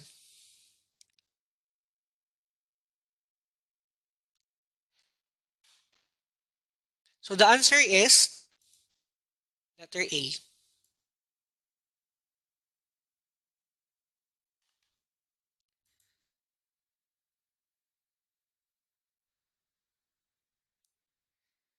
The items disinfected with glutaraldehyde must be rinsed thoroughly. Tap water should not be used for which of the following reason it will add bioburden again. Glutaraldehyde can be very toxic. All items disinfected with glutaraldehyde must be rinsed thoroughly, preferably with sterile distilled water. Using tap water will add bioburden. Again, personnel must also protect themselves.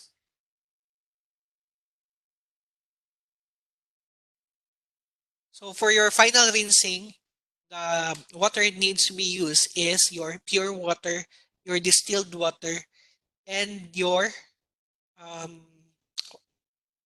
deionized water or reverse osmosis. So the first option is pure water for final rinsing. Second option is your distilled water or critical water. Third option is your deionized water. And your fourth option is reverse osmosis. Next question. The use of which washer has automated the cleaning of misshaped surgical items, for example, rigid container, and other miscellaneous device? So we already discussed it. It's a mechanical washer that clean the misshaped surgical instruments, which is rigid container. Um,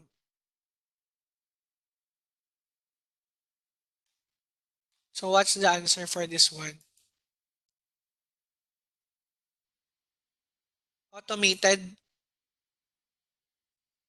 the cleaning process for rigid container.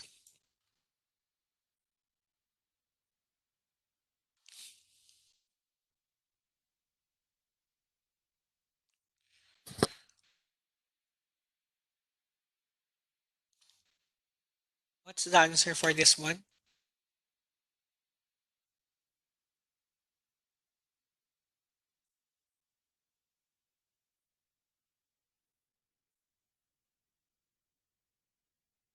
So I will start with Sonic Cleaner because if you for me, if I'm answering questions, I will start directly to most familiar questions, which is wrong.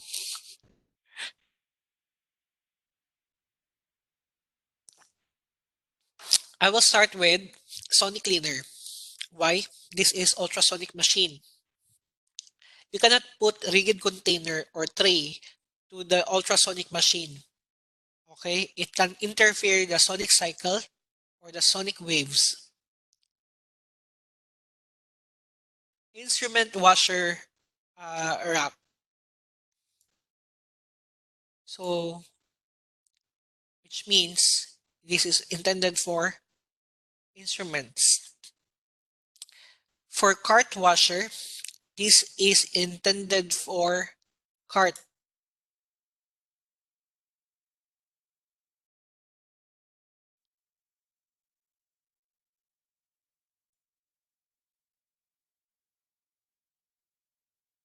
So, it will leave you the option A and option B.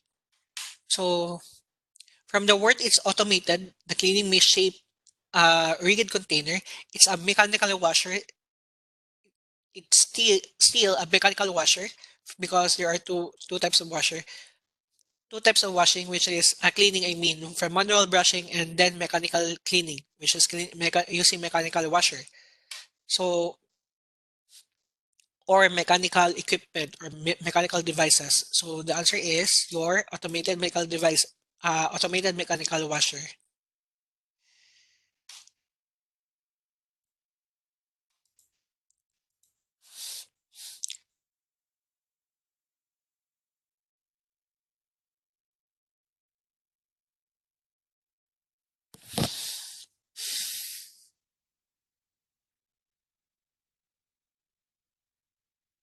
Guys, the answer for this one is automated mechanical washer. For rigid container, it is um, mechanical washer as I show you on the first video. So let's go back.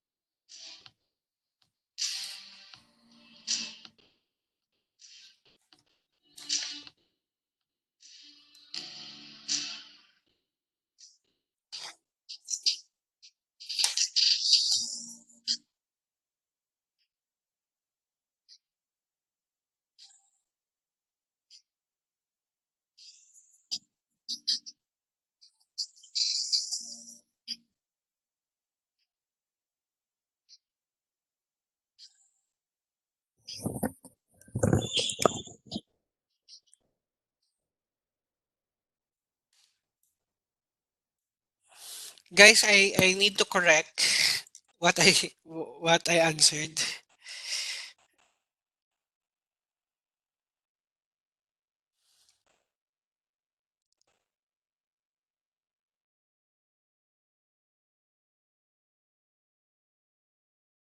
So for the use of washer, which washer has automated the cleaning misshape surgical instruments, we left the cart washer and automated washer when we eliminate answers.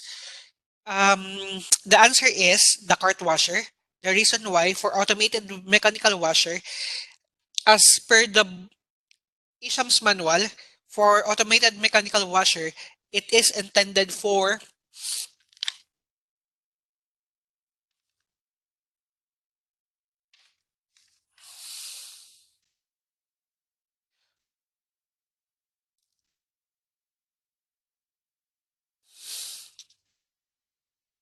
I mean, for your washer disinfector, it is intended for electrical devices, while your cart washer is intended for rigid container or your transport cart itself. So the answer will be letter A. So sonic cleaner is not the answer because the machine or the ultrasonic tank cannot cater rigid container because it can interfere the sonic waves of the machine. Instrument washer, instead, the instrument itself. For automated mechanical washer, I am not familiar actually with the automated mechanical washer, but it said for automatic,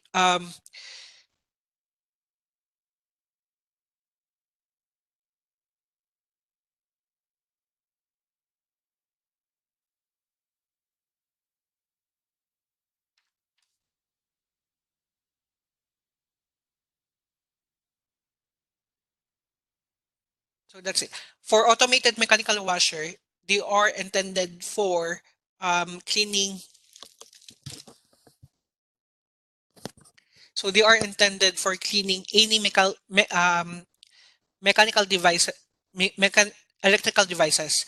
So for rigid container and other miscellaneous devices that cannot be catered through sonic cycles or sonic machines, then you need to go with cart washer.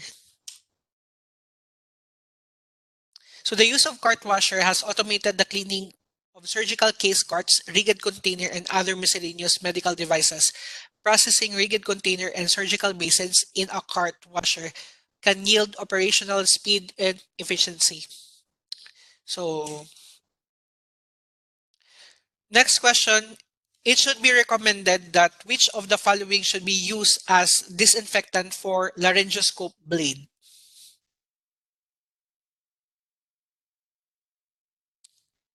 So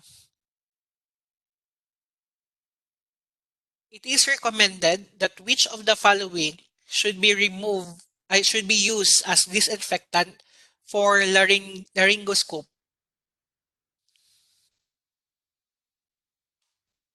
It's actually a bonus question.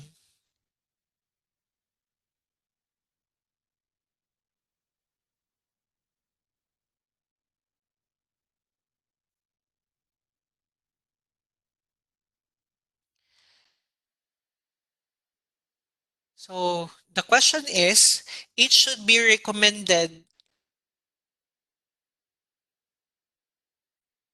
disinfectant solution for laryngoscope blade.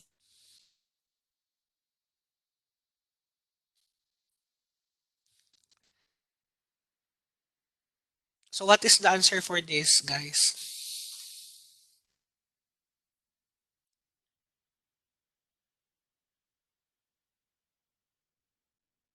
So your laryngoscope is actually, is it a critical, semi-critical, or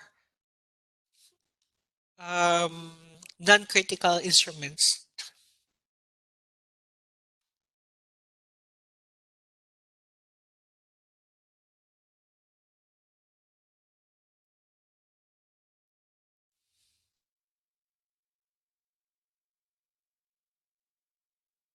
Yes, that's correct. Your laryngoscope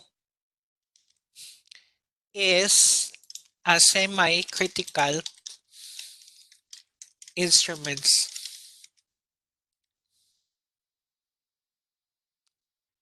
So what chemicals we need to use if it is a semi-critical instruments? Is it glutaraldehyde, PATS, or quaternary ammonium, phenolics, or ethyl alcohol or alcohol?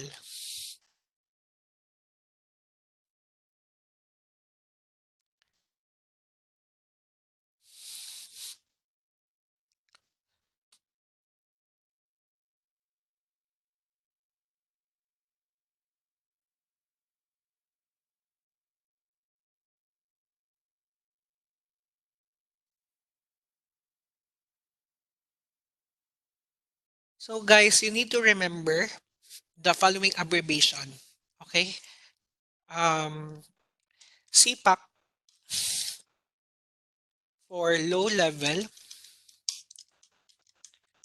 to medium, intermediate, intermediate level, which is your C is the chlorine, chlorine, which your I is your iodophore, your P is your phenolics, your A is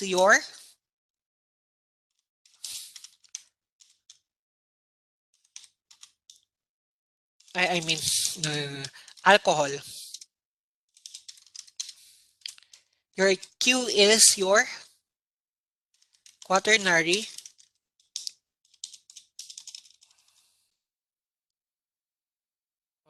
quaternary ammonium.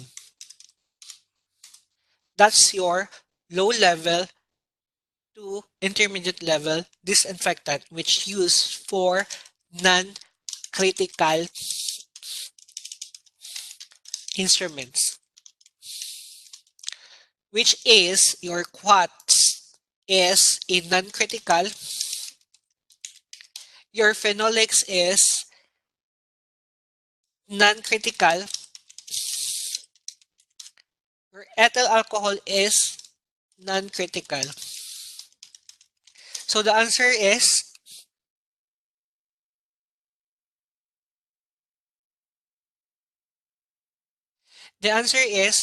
glutaraldehyde.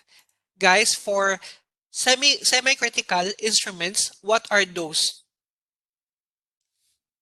Go pH or go HP or go HP. So glutaraldehyde, glutaraldehyde,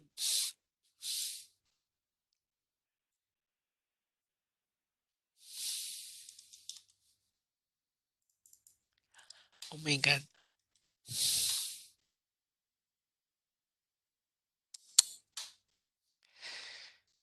So the answer is glutaraldehyde. There is, for your low level, it's CIPAQ. For semi, this is for non-critical. For critical, you need to follow the go pH or go HP, which means the glutaraldehyde, OPE,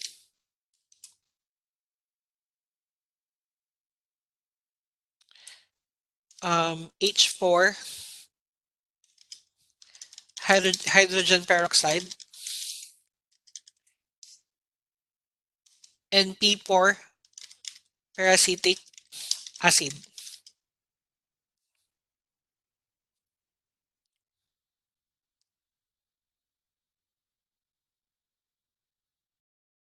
So the answer is letter A. So quats, phenolics, and ethyl alcohol is obviously your non-critical.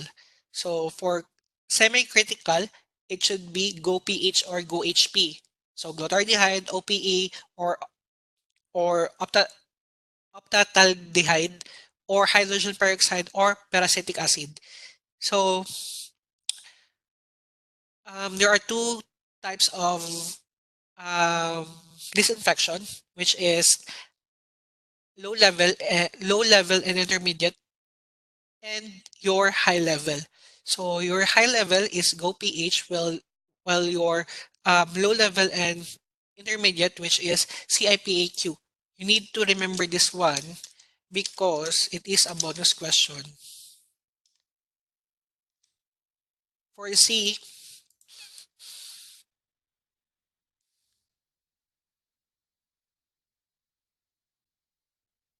yes, glutaraldehyde is used for semi-critical. Laryngoscope is your semi-critical instruments. This is used for non-critical. This is used for non-critical, and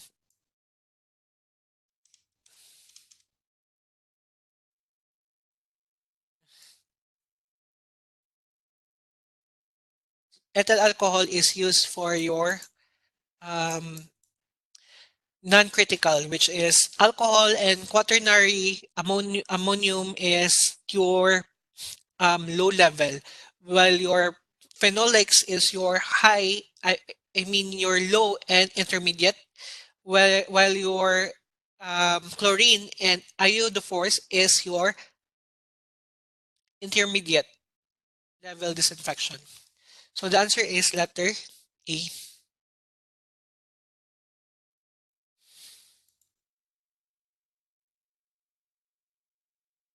So you need to remember the low level CPAC or CIPAQ and high level GO HP or GO PH. So it should so this is the elimination pattern. So quats, phenolics, ethyl is your low level. So laryngoscope is your semi-critical. So you need to find chemicals that intended for semi-critical instruments. So it should be recommended that which of the following should be used as a disinfectant for laryngoscope is glutaraldehyde is a high-level disinfectant used for semi-critical devices. It is compatible with a wide range of materials. Glutaraldehyde should be recommended for disinfectant laryngoscope blade. Other chemicals are OPA and parasitic for laryngoscope. For laryngoscope, it is OPA, parasitic, and glutaraldehyde.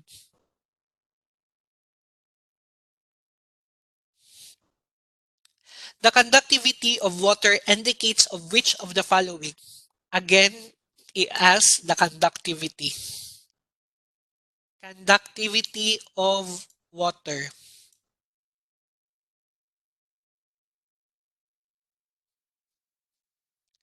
So what's the answer?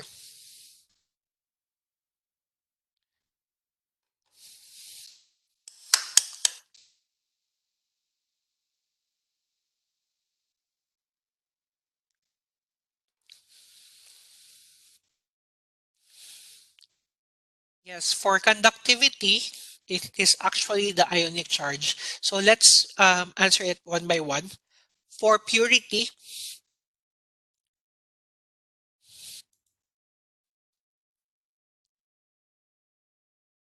for acidity and alkalinity, it refers to pH. For purity, it refers to hardness or water elements or bacteria. For ionic charge, it refers to conductivity or electrical charge.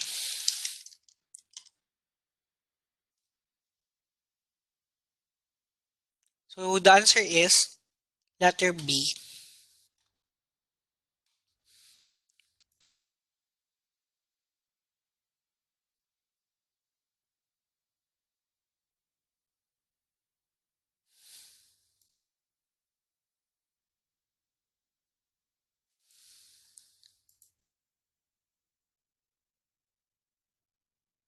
So that's the elimination.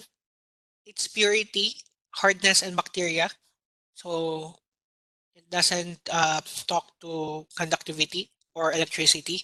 Ionic charge, that's question part. You need to read the next options before answering it right away. It's acidity, it's pH. Alkalinity, it's pH. So the answer is electrical charge.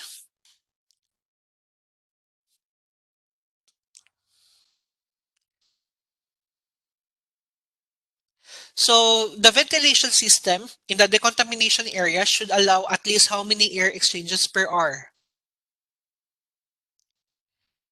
Guys, we are practicing what's the how the exam is going to be delivered.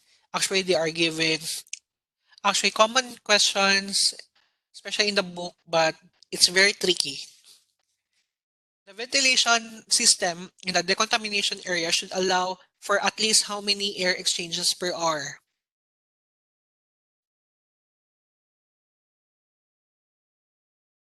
Is it A, 2, B, 4, C, 5, D, 10? What's the answer?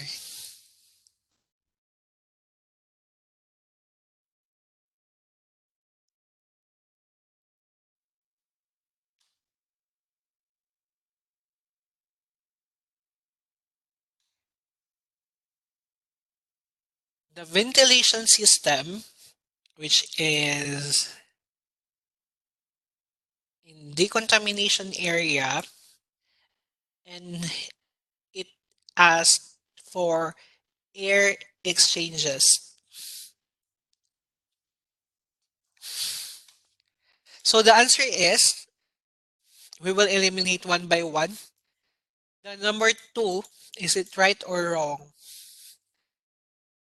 Wrong. Why?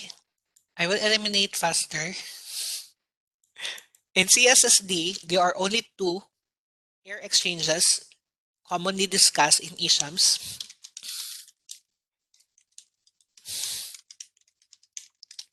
in CSSD, which is 10 and 4 air exchanges. Okay. For me, I abbreviate it as PAS 4, which means since the rest of the area is PAS 4 means positive air, sterile storage, and 4 air exchanges, which means only one of those has 4 air exchanges and the rest has 10. So positive air, its sterile storage area has 4 air exchanges. So this is the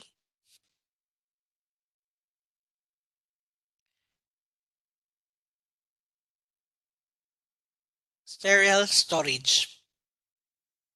This is for the contamination area.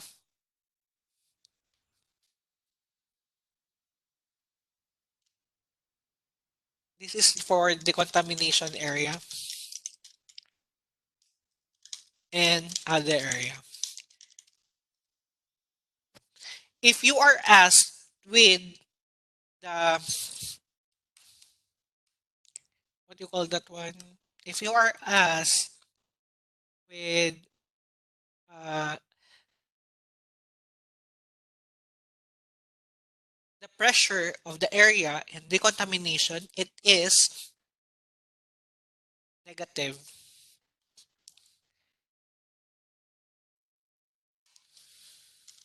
Negative air pressure. This is the only area in CSSD has the negative air pressure, your decontamination room. Because it will block and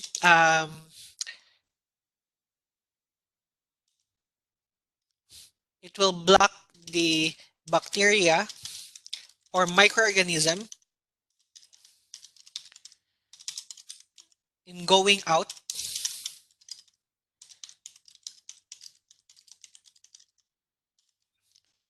but it will allow entry of some bacteria, but any bacteria coming from inside will not go out, or once it reaches inside the decontamination room, because of the negative air pressure, it cannot go out anymore. So please be reminded, for if ever air exchanges, the only area has the different air different is the pass for abbreviation, which is the sterile storage, has the air exchanges, positive air, and 4 air exchanges, while the rest has 10. And your sterile storage area has the only area with humidity level and temperature level, which is if ever humidity level of, because of the um,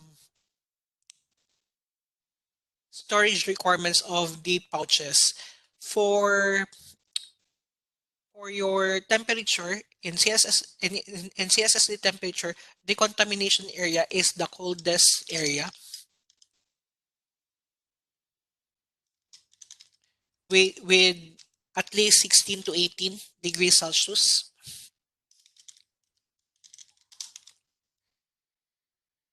Okay. The hottest area is your sterilization room. Okay. Which at least 27 to 29 degrees Celsius. As long as it will not be beyond 29. Okay. Coldest and hottest in CSSD room. For air exchanges, it's only the difference will be on sterile storage and other areas, because all other areas has 10 air exchanges, while um, sterile storage has 4 air exchanges. Then um, for air pressure, it is the decontamination room has the negative air pressure. The rest has positive air pressure. Your sterilization room has your pouching areas has um, positive air pressure. Your sterilization room has positive air pressure. Only your decontamination has negative air pressure.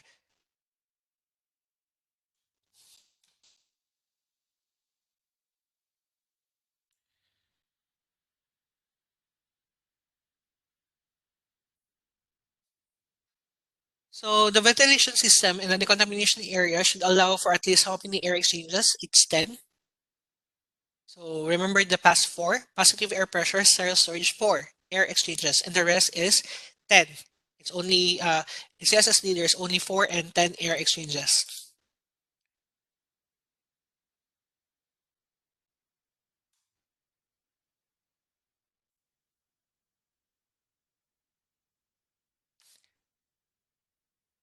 So the next question is, which of the following statement about disinfection is accurate?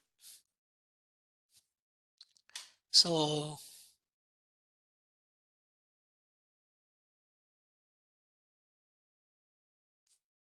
statement disinfection is accurate. Okay.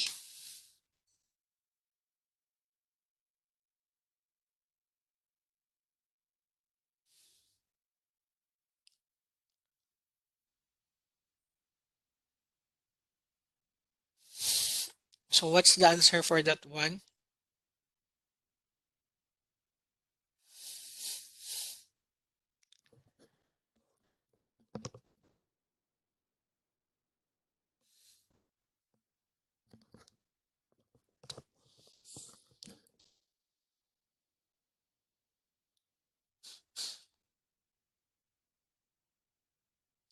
The answer is,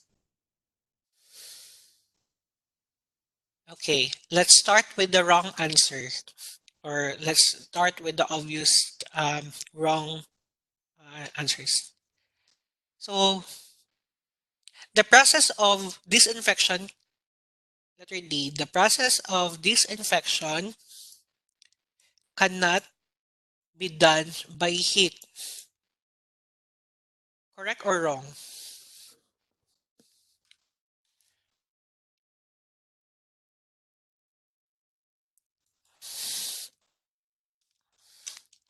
Wrong.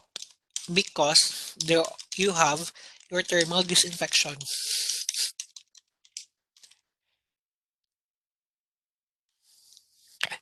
Letter C. Disinfectants are the same as antiseptic. Is it the same? Disinfectants are the same as antiseptic? Disinfectant in our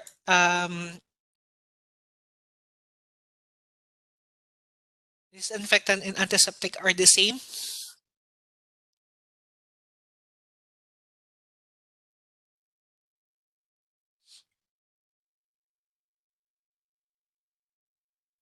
Is it the same or no?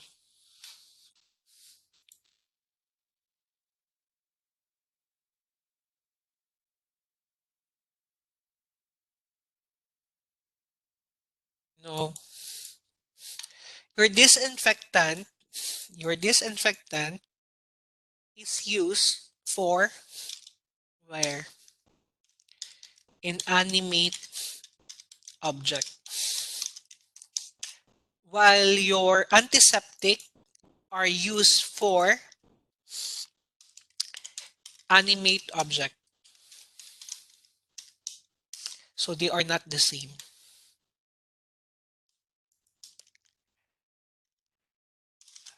Letter B, disinfectant can make an instrument sterile.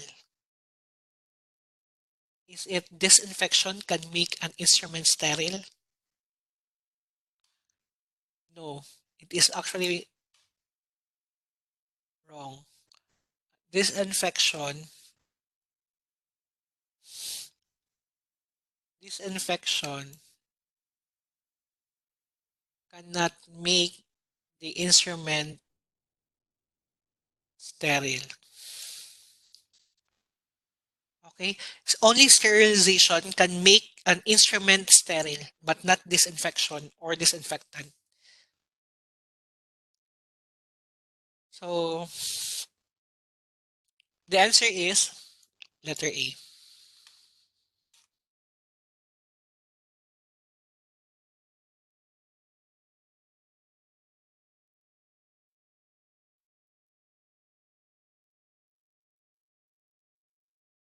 So a disinfectant is used on inanimate object to kill all organisms except spores.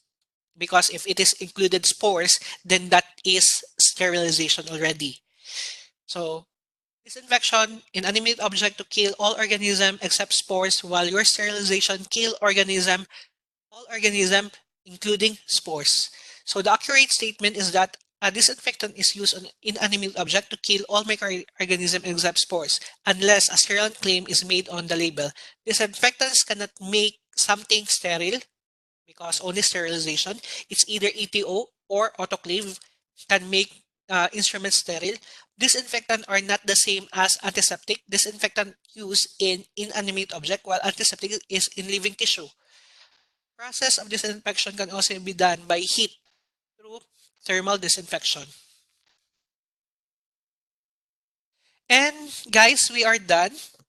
Tomorrow, we have another discussion, which is chapter 10 and 11.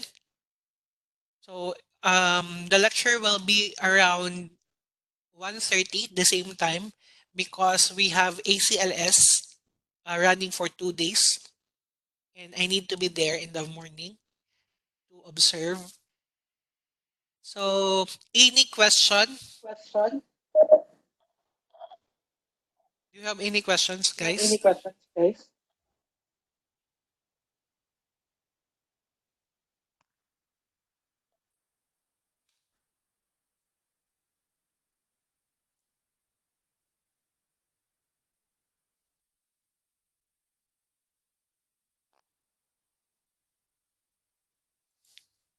Okay, I think um we will end our We will discussion end for our today. discussion for today.